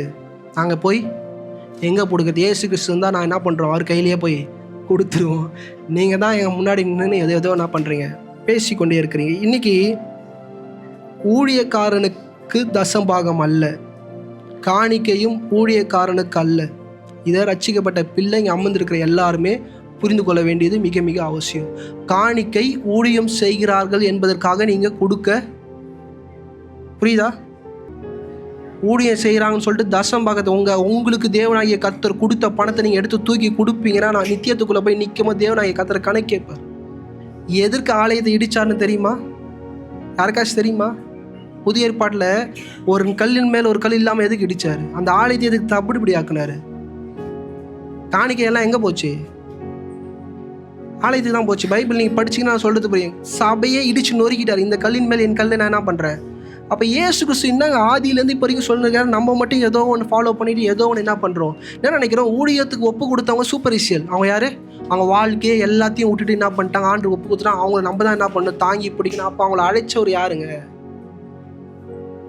நீங்கள் தான் தாங்கி பிடிக்கிறீங்கன்னா அவங்கள அழைச்சவங்க யார்? இன்றைக்கி நான் கர்வமாக பேசுகிறேன்னா என் தேவன் பெரியவர். இன்றைக்கி யாருக்கு காணிக்கையை கொடுக்கணும், யார் கையில் கரத்தை விதைக்கணுன்றத இன்றைக்கி நல்லா நீங்கள் ஆழமாக புரியணும்னா கலாத்தியரின் புஸ்தகம் 6வது அதிகாரம் 6வது வசனம். இன்றைக்கி வேண்டியப்பட்டவங்க இந்த இடத்துல மிஸ் ஆகிறாங்க. அதான் எனக்கு கஷ்டமாக இருக்குது. படிங்க கலாத்தியர் 6:6. மேலும் திருவசனத்தில் உபதேசிக்கப்படுகிறவன் உபதேசிக்கிறவனுக்கு சகல நன்மைகளிலும் பகிர்ந்து கொள்ள கடவன். நீங்கள் கொடுக்குற ஆஃபரிங் தசம்பாகம் யாருக்கு கொடுக்கணும்? உங்களுக்கு. ஏன் உபதேசிக்கிறவங்களுக்கு கொடுக்கணுன்றாங்க? ஊழியம் செய்கிறவங்க எல்லாருக்கும் கொடுக்கலாம்ல. என்ன பண்ணலாம்? பாஸ்டா வெள்ளை அங்கி போட்டுன்னு வந்து நிற்கிற எல்லாருக்கும் என்ன பண்ணலாம்? கொடுக்கலாம். இதில் ஒரு விஷயம் நல்லா புரிஞ்சுக்கோங்க. இதில் வசனத்தோட ஆழமான கருத்து, இது ஊழியக்காரனுக்கு அல்ல. சத்திய வசனத்தை, ஜீவனுள்ள தேவனுடைய வார்த்தையை உங்கள் வாழ்க்கையில் விதைக்கிற ஒரு ஊழியக்காரனுக்கு தான் நீங்கள் என்ன பண்ணணும்? உங்களை ஆசீர்வாதமான வார்த்தையை கொடுக்குற ஊழியக்காரனுக்கு அல்ல. உங்கள் பாவத்திலிருந்து நீங்கள் பண்ணுற தப்பு இன்னும் பரிசுத்தமாக ஆவதற்கான வேண்டிய சத்திய வசனங்களை போதிக்கிற ஆபிரகாம் முன்னாடி போய் தேவனாகிய கர்த்தர் சொன்னார், மெல்கிசேதேக்குன்ற ஒரு பையனா சொன்னார், எனக்கு முன்னாடி உத்தமனா நட. அவர்கிட்ட தான் போய் காணிக்கை என்ன பண்ணார்? கொடுத்தார். கர்த்தரவனை வாழாக்காமல் தலையாக்குவார். போடு. 1 கொரிந்தியர் 4வது அதிகாரம் 15-16. 16,000 உபாத்தியாயர்கள் உங்களுக்கு இருந்தாலும் நல்லா கவனிங்க. இன்னைக்கு சபைகளுக்குள்ளேயும் சரி, ரட்சிக்கப்பட்டு நீங்கள் அமர்ந்திருக்கிறீங்க, உங்களுக்கு உபாத்தியர்கள் நிறைய பேர் இருப்பாங்க. ஊழியம் செய்கிறீங்கன்னு உங்கள் கண்ணில் பார்க்குற நிறைய பேர் என்ன பண்ணுவாங்க? தோன்றுவாங்க. படிங்கம்மா. தகப்பன்மார் அநேகர் உங்களுக்கு இல்லையே. தகப்பன்மார் அநேகர். தகப்பன்மாரை நான் சொல்கிறேங்க, சத்திய வசனத்தை உங்களுக்கு போதிக்கிறவங்க தான் யார்? உன்னை அனுதினமும் தேவனுக்கு நேராய் சத்திய வசனத்திற்கு வெளிச்சத்திற்கு நேராக உங்களை நடத்துகிறவங்க தான் யார்? தகப்பன்மார். உங்களோட இருதயத்தில் ஒன்று இருக்கும், பாஸ்டர் என்னை இந்த பாஸ்டர் தான் என் ஆவிக்குரிய தகப்பன். யார்? ஏன்னா அவங்க தான் அவனை ரட்சிப்புக்குள்ள என்ன பண்ணியிருப்பாங்க? நடத்தியிருப்பாங்க. அவங்க உங்களோட ஆவிக்குரிய தகப்பன் கிடையாது. இது சொன்ன உடனே உங்கள் எல்லாருக்குமே என்ன பண்ணும்? வலிக்கும். உங்களுக்கு தேவனாகிய கர்த்தர் ஒரு சீசனில் அவர் யார் மூலிமா வெளிப்படணுமோ அவங்க மூலிமா என்ன பண்ணுவார்? வெளிப்படுவார். அந்தந்த தருணத்தில் அந்தந்த இடத்துல உங்களை நாட்டு உங்களுக்கு தேவையான சத்திய வசனத்தை போதித்து உங்களை தேவனுக்கு நேராக உங்களை என்ன பண்ணுவார்? திருப்புவார். புதிய வெளிச்சங்கள், புதிய மேன்மைகள், புதிய ரகசியங்களை தேவனாகிய கர்த்தர் ஒரே இடத்துல வச்சு அவங்களுக்கு என்ன பண்ண முடியாது. அநேக பெண் பிள்ளைகள் இருக்கிறாங்க. என் அக்காலாம் என் கல்யாணம் ஆகி வந்து ஒரு சர்ச்சுக்கு போகிறா. ஆனால் எந்த சர்ச்சிலேருந்து வந்தாலும் அந்த சர்ச்சுக்கே தசமாக கொடுப்பான். அவரு தான் என்னை என்ன பண்ணார்? ஆவிக்குரிய ரீதியில் நடத்தினார். இதெல்லாம் எதை காட்டுதுன்னா, தப்பான இது என்ன பண்ணுது? காட்டுது. நான் இன்றைக்கும் சொல்கிறேன், இந்த சபையை விட்டு யாராச்சும் வெளியே போகிறீங்க, இல்லை இந்த சபையை விட உங்களுக்கு சத்திய வசனங்கள் ஆவிக்குரிய ரீதியில் உங்களை பாதுகாக்கிறாங்க, அரவணைக்கிறாங்கன்னா உங்களுக்கு தசம்பாகத்தை என்ன பண்ணுது? அங்கே கொடுங்க. இந்த சபையில் ஏதோ உட்காந்துட்டீங்கன்றதுக்காக இந்த சபையில் உங்களுக்கு கொடுக்கணுன்னு எந்த அவசியமும் கிடையாது. காணிக்கை இந்த சபையில் போடணுன்னு எந்த அவசியம் கிடையாது. என்னை விட யூ ஃபீல் தட் என் ஆவிக்குரிய தகப்பன் அவர் பேசுகிற பிரசங்கத்தில் என் ஜீவன் இருக்குது. நல்லா ஜெபிக்கிறவங்கள பற்றி நான் பேசலை, ஆராதிக்கிறவங்கள பற்றி நான் பேசலை, சத்திய வசனத்தை போதிக்கிறவங்கள பற்றி பேசுகிறேன். அங்கே இருக்குன்னா ரியலி யூ கிவ்ன்றதை விட யூ கோ தேர். எங்கே போங்க? அங்கே என்ன பண்ணுங்க? போய் அந்த மேய்ப்பனு கீழே அமர்ந்து என்ன பண்ணுங்கள், இருங்க. அப்படி இல்லை, என் தேவனாகிய கர்த்தர் இங்கேயும் என்னோட இடைப்படுறார், தேவனாகிய கர்த்தர் என்னை இன்னும் இந்த இடத்துல என்னை வளர வைக்கிறார், என்னை செழிக்க வைக்கிறார், நீங்கள் நினச்சிங்கன்னா be part of this church. இந்த சர்ச்சோட அங்கத்தினராக என்ன பண்ணுங்கள், இருங்க. ஃபார் சேக் ஏதோ கஷ்டத்தினாலேயோ இதுனாலேயோ என்ன பண்ணாதீங்க, அமராதீங்க. ஏன்னா யாருக்கு கொடுக்கணுன்றத சத்திய வசனம் மிக தெளிவாக சொல்லுது. மத்தேயு 23:13-14. மாயக்காரராகிய வேதபாரகரே, பரிசேயரே, உங்களுக்கு ஐயோ. நல்லா கவனிங்க, தேவனாகிய கர்த்தர் பரிசேயரை பார்த்து ஐயோன்றார். இந்த காலை வேளையில் நான் உங்களை பார்த்து ஐயோன்னு சொல்ல வச்சிடாதீங்க. ஏன் சொல்கிறேன்னா, தேவனாகிய கர்த்தர் இந்த பூமியில் பிறப்பதற்கு முன்பாக யார் ஊழியக்காரர்? சதிசெயரும் பதிசெயரும் தான் அவங்களுக்கு யார்? கடவுள் மாதிரி. அவங்க பண்ணுகிற பிரசவம் தான் என்னது? நீதிக்கு ஆன வெளிச்சம், நித்திய ஜீவனுக்கான வெளிச்சம், தேவனுக்கிட்ட கிட்டி சேருவதற்கான எல்லா வெளிச்சத்தையும் உடைய நாவு எந்த நாவுனா சதிசெயரோட நாவும் பதிசெயருடைய நாவும். ஆனால் தி லயன் கம் பேக், சிங்கம் என்ன பண்ணுது, மறுபடியும் திரும்பி வருது. வந்த உடனே அவங்கள பார்த்து என்ன சொல்லுது, ஐயோ. இப்போ யோசிச்சு பாருங்க, அவங்கள பின்படுத்தின அவங்க கிட்ட விதைச்சவங்க எல்லாரோட நிலைமையை என்ன பண்ணுங்க. இன்னைக்கு பாஸ்டர் நான் அந்த ஊழியத்துக்கு கொடுக்குறேன், என் மனைவி கிட்ட முதல்ல கல்யாணம் நான் முதல்ல இதில் அப்படியே கட் பண்ணு. சில்ட்ரன்ஸ் மினிஸ்ட்ரிக்கு நான் என்ன பண்ணுறேன், சப்போர்ட் பண்ணேன். இன்றைக்கி என்ன சொல்கிறேன், சில்ட்ரன்ஸ் மினிஸ்ட்ரி நடத்துகிறவங்களாம் சில்ட்ரன்ஸ் மினிஸ்ட்ரி நடத்தலை. இன்றைக்கி நான் உண்மையாக சொல்கிறேன், என் பைபிள் காலேஜில் நான் பாஸ் ஆக ஸ்ட்ரகிள் பட்ட ஒரு இடம் சில்ட்ரன்ஸ் மினிஸ்ட்ரி. தியாலஜிலாம் கரைச்சி முடிச்சு ஈஸியாக பாஸ் ஆகிட்டேன். சில்ட்ரன்ஸ் மினிஸ்ட்ரிக்கு போனால் முட்டி போட வச்சுட்டாரு.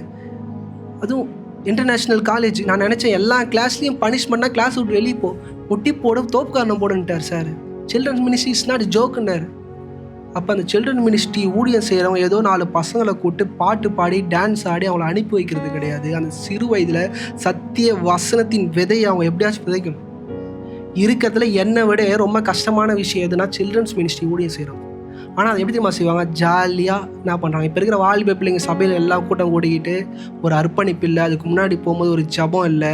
இன்றைக்கி நான் ஆண்டவர் என் மூலியமாக அந்த பசங்களோட கிரியை செய்தாரா. இன்றைக்கி சில சபையெல்லாம் சின்ன பசங்க ஆராதனை செய்கிற அளவுக்கு அந்த சில்ட்ரன்ஸ் மினிஸ்ட்ரி நடத்துகிறவங்க கொண்டுன்னு போகிறாங்க. பசங்க கண்ணீரோடு அழுகுறாங்க. இன்றைக்கி வந்து டான்ஸு, குத்தாட்டம், சிப்ஸு, ஜூஸுன்னு என்ன பண்ணுறாங்க, பிள்ளைய அனுப்பிச்சி வைக்கிறாங்க. ஏன்னா அப்படி தான் போயிட்டு இருக்கு. இன்றைக்கி அவங்க ஊழியம் செய்கிறாங்க, இவங்க ஊழியம் செய்கிறாங்க, நீங்கள் காணிக்க கொடுப்பீங்கன்னா ஒரு விஷயம் சொல்கிறேங்க, நீங்கள் அமர்ந்து அவங்க சத்திய வசனத்தை போதிக்கிறாங்களான்னு ஒரு 3 மாதமாவது உட்கார பார்க்க வேண்டியது அவசியம். அவங்க ஏதோ ஒரு தேவனை பிரசங்கிச்சு கொண்டு இருந்தாங்கன்னா நீங்கள் அதுக்கு விதைச்சிங்கன்னா அது என்னவா வரப்போகுது, கனியை. தேவனுக்கு விரோதமான ஒரு கனியை என்ன பண்ணுது, கொடுக்குது. அதுக்கு நீங்கள் விதைச்சிங்கன்னா உங்களுடைய காணிக்கை எப்படிப்பட்டதா ஆகுன்றது பாருங்களா, படித்து பாருங்கள், நீங்களே படிங்க. வசனம் வாசிங்கம்மா.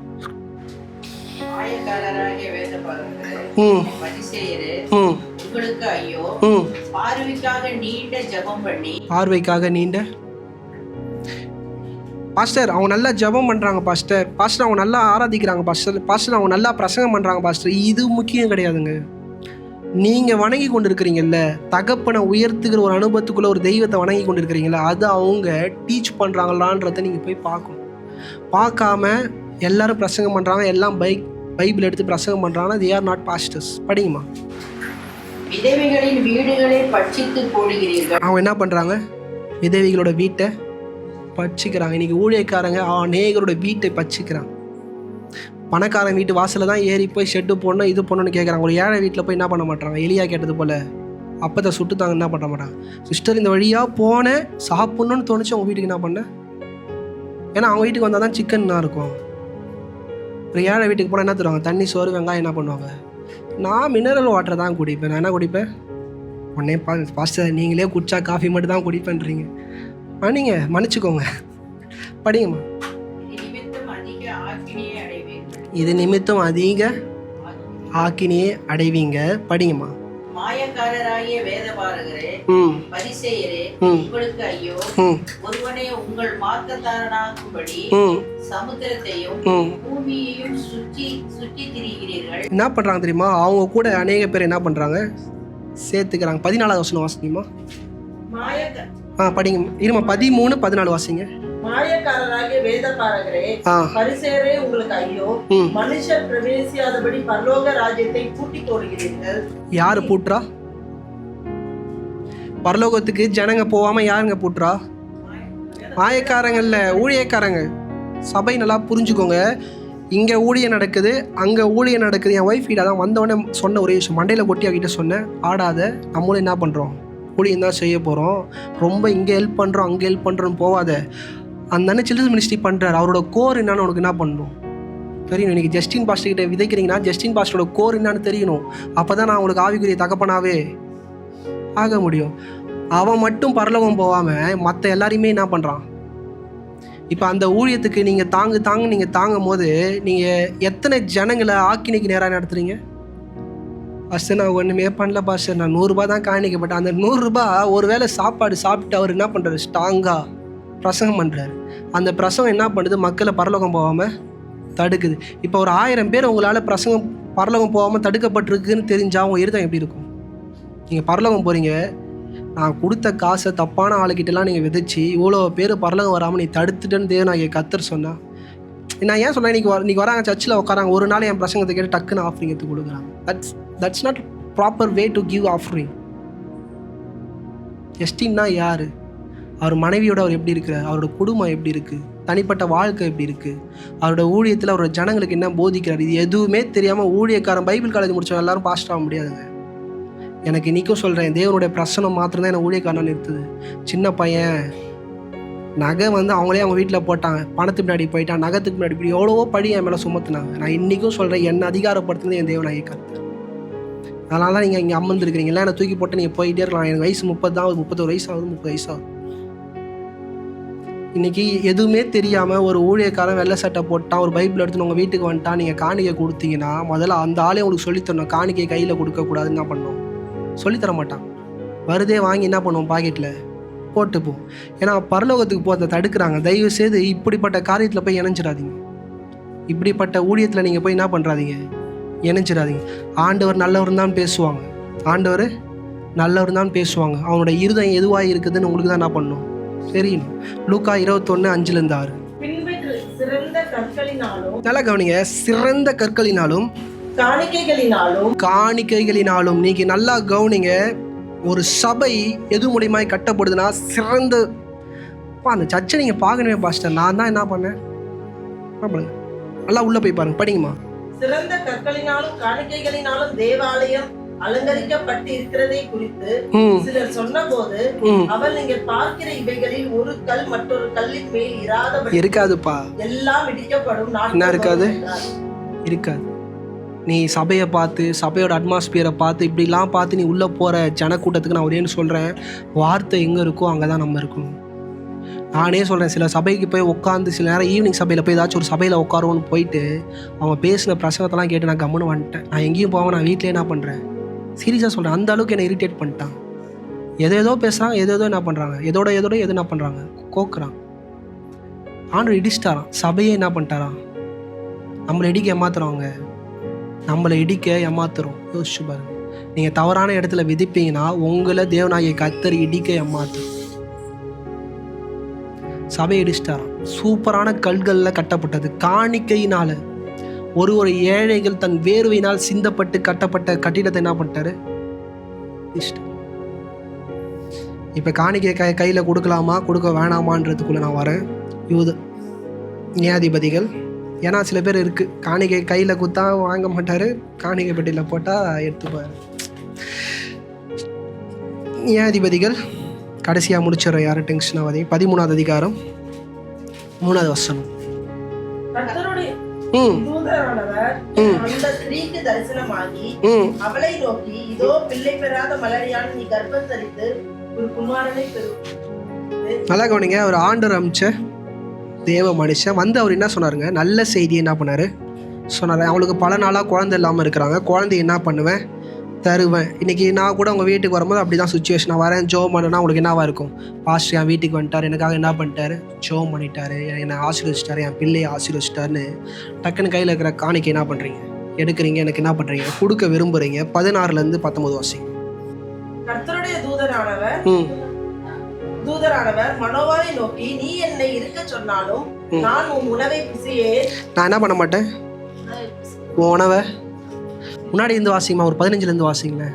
அப்பொழுது மனோவா கர்த்தருடைய தூதனை நோக்கி, நாங்கள் ஒரு வெள்ளாட்டு குட்டியை உமக்காக சமைத்து கொண்டு வரும் மட்டும் தரித்திரும். நல்லா கவனிங்க, நான் போயிட்டு நீ எனக்கு நல்ல செய்தி சொல்லிட்ட, உனக்கு ஏதாச்சும் நான் கொடுக்கணும், நான் போய் ஒரு வெள்ளாட்டை அடித்து மட்டன் பிரியாணி செஞ்சு நான் எடுத்துகிட்டு வரேன், என்ன பண்ணு கொஞ்சம். நம்ம ஆளாக இருந்தால் பெல்ட்டை லூஸ் பண்ணிட்டு என்ன பண்ணுறோனுங்க, உக்காந்துருவாங்க.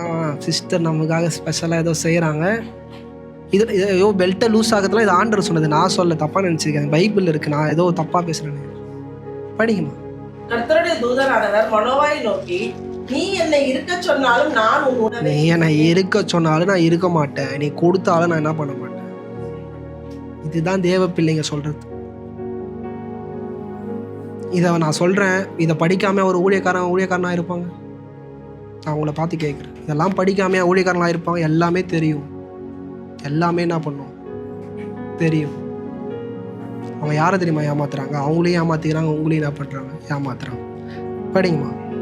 நீ சர்வாங்க தகனபலி இட வேண்டுமானால் அதை நீ கர்த்தருக்கு செலுத்துவாயாக என்றார். நீ பலி செலுத்தணும், நீ காணிக்கை கொடுக்கணும், எங்க கொடுக்கணும்? கர்த்தருக்கு. பேசின்னு இருக்கிறவர் யாருன்னு தெரியுமா? சபை நல்லா புரிஞ்சுக்கோங்க, பேசின்னு இருக்கிறதே தேவனாய் கர்த்தர் தான். பேசின்னு இருக்கிறதே யாரு? ஜாலி வசனம் படிக்கணும், நல்லா படிக்கணும், படிங்க, இன்னும் படிங்க. அவர் கர்த்தருடைய தூதன் என்று மனோவா அறியாதிருந்தான். அப்பொழுது மனோவா, இது எல்லாமே ரைட்டர் எப்படி எழுதுறாங்கன்னா இவரோட பர்ஸ்பெக்டிவ்ல இருந்து என்ன பண்றாங்க எழுதுறாங்க. படிங்க. அப்பொழுது மனோவா கர்த்தருடைய தூதனை நோக்கி, நீ சொன்ன காரியம் நிறைவேறும் போது நாங்கள் உம்மை கனம் பண்ணும்படி உம்முடைய நாமம் என்ன என்று கேட்டோம். நான் உங்களை என்ன பண்ணோம்?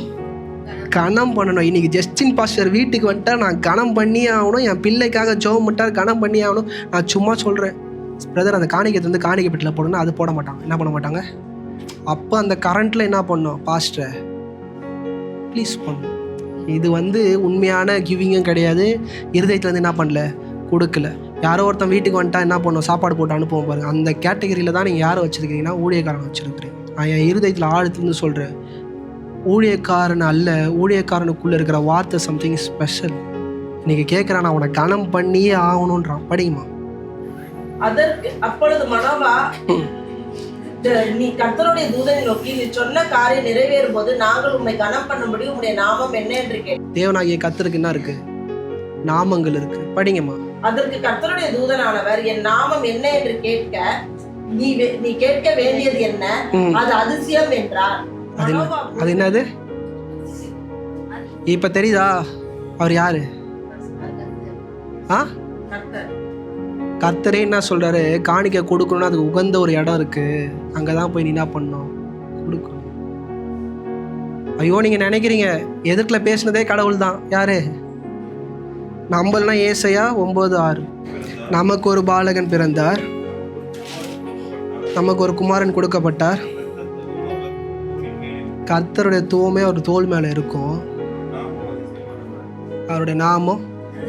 நான் சொல்கிறேன், இது நான் ஜஸ்டின் பாஸ்டர் உங்ககிட்ட பிரசங்கம் பண்ணல, இந்த காரியத்தை தேவனாகிய இயேசு கிறிஸ்து உங்களோட பேசி கொண்டு இருக்கிறார். இதை நீங்கள் அற்பமாக நினச்சி நீங்கள் மீண்டும் மீண்டும் இதே தவிர நீங்கள் பண்ணுவீங்கன்னா என் தேவனாகிய கர்த்தரை இழிவுபடுத்துறீங்கன்றதை மறந்துறாரு.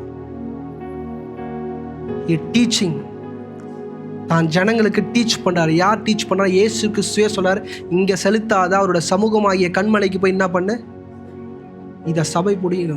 இதை எந்த ஊழியக்காரன் கையில் வாங்குறானோ அவன் குடும்பம் சபிக்கப்படும். அப்படியே வாங்குறது, அப்படியே பிடிச்சி கை இப்படி ஜெபம் பண்ணி எனக்கு அப்படியே உள்ளே வாங்கும் போது ஒரு பக்கம் சந்தோஷமாக இருந்தாலும் உள்ளே எனக்குள்ளே இருக்கிற வேதனை எனக்கு மட்டும்தான் தெரியும். என் ஆண்டவர் என்னை அடிக்க போகிறான்னு எனக்கு மட்டும்தான் தெரியும், என் பிள்ளையை அடிக்க போகிறான்னு எனக்கு மட்டும்தான் தெரியும். அதை நான் அவங்களுக்கு சொல்லியும் புரிய வைக்க முடியல. ஏன்னா என் கூட ஒரு 10 பேர் என்ன பண்ணுறானுங்க, வாங்குறாங்க. இவர் மட்டும் அப்படியே புஷ்ஷாக வந்துட்டார், எங்கேருந்தோ வந்துட்டார், காணிக்க வாங்க மாட்டார். அவங்களோட இருதயம் இருக்கும், நான் தேவன் பேசி கொண்டிருக்கிறேன், சத்திய வசனத்தை அவங்களோட பேசி கொண்டிருக்கிறேன். எனக்கும் மாயமலமாக பேசி கொடுத்தா, தசமாக கொடுத்தா அவங்களுக்கு ஆசீர்வாதம்னு சொல்லி என்னால் கேட்க முடியும். உங்கள் எல்லாரோட எனக்கு தெரியும், வசனம் தெரியும். I never try to use that. அவரோட நாமம் என்னதுங்க? அதிசயம். அவர் சொல்கிறாரு, கண்மலையில் போய் என்ன பண்ணுவோம்? காணிக்கையும் தசம் பாகத்தையும் என்ன பண்ணு, செலுத்துன்ற வசனம். திருப்பி படிங்க பின்னாடி போய். நியாயாதிபதிகள் 13ஆம் அதிகாரம் 18ஆவது வசனம். மனோவா போய் வெள்ளாட்டு குட்டியும் போஜன பலியும் கொண்டு வந்து அதை கண்மலையின் மேல் கர்த்தருக்கு செலுத்தினான். கர்த்தருக்கு என்ன பண்ணா? பேசுனதும் கர்த்தர் தாங்க, ஆனால் செலுத்தணும்னு நீ முடிவு பண்ணா அவருடைய சமூகத்திற்கு அந்த கண்மலைக்கு போய் தான் நீ என்ன பண்ணணும்? சும்மா வழியில் பார்க்கும் போது இந்த லெஃப்டில் ரைட்டில் சைடில் என்ன, இட்ஸ் நாட் ஜோக்குங்க. நீங்கள் வந்து தப்பு பண்ணின்னு இருக்கிறீங்க. சில பேர் சொல்லும் போது என்ன தெரியுமா சொல்கிறாங்க, ஒரு பாஸ்டர் ஒரு மாதிரியா? என்னது, என் ஆண்டவர் ஒரே மாதிரி தான். என் ஆண்டவர் யார்? ஒரே மாதிரி தான். மனுஷங்க வேணால் அவங்க முகநாடிக்கு ஏற்ற மாதிரி மாற்றி என்ன பண்ணலாம், பிரசங்கம் பேசலாம். இன்றைக்கி ஏன் இதை எடுத்து காமிச்சேன்னா, இது அப்போஸ்தலனாகிய பவுல் பேசினார்னா கூட நீங்கள் என்ன பண்ணுவீங்க, அவர் தெரியாமல் பேசிட்டான்றீங்க. அப்படிப்பட்ட காலகட்டம் தான் நம்மளோட காலகட்டம். இது இயேசு கிறிஸ்து பேசினது. இது இயேசு கிறிஸ்து பேசினது. கண்மலையில் தான் போய் தசம்பாகத்தை என்ன பண்ணணும், செலுத்தணும். 1ஆம் தேதி ஆனோன்னு தசம்பாகத்தை எடுத்துன்னு போய் எந்த ஊழியக்காரங்க கையிலையும் கொடுத்து என்ன பண்ணாது, ஜெபம் பண்ணுங்க, நான் தசம்பாகம். மத்தேயு 16ஆம் அதிகாரம் 18ஆவது வசனம். மேலும் நான் உனக்கு சொல்லுகிறேன், நீ பேதுருவாய் இருக்கிறாய், இந்த கல்லின் மேல் என் சபையை கட்டுவேன். இந்த கல்லின் மேல். அவர் யாரு? அவர் யாருங்க? சபைங்க. காணிக்கை விதைக்கக்கூடிய இடம் இது மட்டும்தான். இதை மீறி ஒரு மனுஷன் கையில் நீங்கள் கொடுக்குறீங்கன்னா, உன் தேவனாகிய கர்த்தரை எவ்வளோ இழிவுபடுத்த முடியுமோ, அவரை எவ்வளோ கேவலப்படுத்த முடியுமோ, பிச்சை அந்த வார்த்தை யூஸ் பண்ணுறீங்க. புரிஞ்சுக்கோ. இந்த கல்லின் மேல், பேதுரு மேலே தான் என் சபை என்ன பண்ணுவேன், கட்டுவன்ற. அவர் தான் முதல் அப்போஸ்தலர் who created the church. அவருக்குள்ள என்ன இருந்துச்சுன்னா, அந்த சபை என்கிற தேவனாகிய கர்த்தர் சொல்லுகிற காரியம்னா சத்திய வசனங்களை அவர் வாயில் என்ன பண்ணுச்சு இருந்துச்சு. சில பேர் உங்கள் வீட்டுக்கு வந்தால், பாஸ்டர் நான் காசு கொடுக்குவா. என்ன கொடுக்குவா? காணிக்கைன்ற அந்த வார்த்தையை கூட தெரியாமல் காசு கொடுக்கவா? புரிஞ்சுக்கோங்க. We are Christian. 10-20 வருஷமா படிங்கம்மா, வசனம் படிங்கம்மா. மேலும் நான் உனக்கு சொல்லுகிறேன், நீ பேதுருவாய் இருக்கிறாய், அந்த கல்லின் மேல் என் சபையை கட்டுவேன். பாதாளத்தின் வாசல்கள் அதை மேற்கொள்வதில்லை. பாதாளத்தின் வாசல்கள். இன்னைக்கு இப்படிப்பட்ட சபையும் இருக்கு. நித்திய ஜீவனுக்கு நேராய் போகிற வாசலை பூட்டுகிற சபையும் இருக்கு. இதை யாரு கண்டுபிடிக்கணும்னா, நீங்கள் தான் என்ன பண்ணணும், கண்டுபிடிக்கணும். இந்த சீசனில் ஜஸ்டின் பாஸ்டர் நல்லவன் போல் என்ன பண்ணலாம், பிரசங்கம் பண்ணலாம். ஒரு சீசன் வரும், சிஸ்டர் சபை கட்டணும், காணிக்க கொடுங்க நான் கேட்டால் என்கிட்டே நீங்கள் என்ன தரணும், ஆண்டர்கிட்ட போய் கேளுங்க பாஸ்டர், எங்ககிட்ட என்ன பண்ணாதீங்க சொல்லணும். ஏன்னா ஒரு நபர் அழகாக சொன்னார், நான் ரியலாக அவருக்கு ரொம்ப சந்தோஷப்பட்டேன். சபையில் நான் பேசிட்டு, பாஸ்டர் நீங்களே மனுஷனை ப்ளீஸ் பண்ணுறீங்கன்னு ஒரு வாட்டி ஃபோனில் பேசும்போது அழகாக சொன்னார். பாஸ்டர் நீங்களே லைட்டாக மாறுறீங்க. நான் ரியலாக அதை அக்செப்ட் பண்ணிக்கிட்டேன். திருப்பி ஆண்டவர் சம்பந்தத்தில் ஜெபம் பண்ணுறேன், இந்த மனுஷன் என்ன பண்ணக்கூடாது, ப்ளீஸ் பண்ணக்கூடாதுன்னு என்னை மாற்றிக்கிட்டேன். நான் ஏன் இவ்வளோ சத்திய வசனங்களை உங்களுக்கு ஸ்டார்டிங்லேயே நான் போதிக்கிறேன்னா, you need to ask question. என்னை திருப்பி என்ன பண்ணணும், இந்த பலிபீடத்தில் அசுத்தமான காரியம் எதுவுமே பிரசங்கிக்க என்ன பண்ணக்கூடாது, படக்கூடாது. அப்படி பட்டுச்சுன்னா நீங்கள் யாரும் இங்கே அமரவே கூடாது. எங்கன்னா சபைக்கு போகிறீங்க, ஏடா கூடமாக பேசுகிறாங்கன்னா சபையில் போயிட்டீங்கன்னு உட்காரக்கூடாது. 10 பேர் எழுந்து வந்தால் தான் அவங்க போய் முட்டி போட்டு என்ன பண்ணுவாங்க, வேதத்தை படிப்பாங்க. சில பேர் பரிசுத்த ஆவியானவர் பேசுனாங்க, என்ன பேசுனாங்களாம், பாவம் அவரை இழுத்து என்ன பண்ணுறாங்க, தான் சிந்தைக்கு என்ன வருதோ அதை பிரசங்கம் பண்ணக்கூடாதுங்க. பைபிளில் தேவனாகிய கர்த்தர் சில வழிமுறைகளை வச்சுருக்கிறாரு, அதுதான் என்ன பண்ணணும், போதிக்கணும். 100 பேர் பாவம் செஞ்சால் சரியாகாது, 1000 பேர் பாவம் செஞ்சாலும் அது என்ன ஆகாது, சரியாகாது. ஒருவனாய் எலியா நின்னான், ஒரேவன் மாத்திரமே நின்னான்.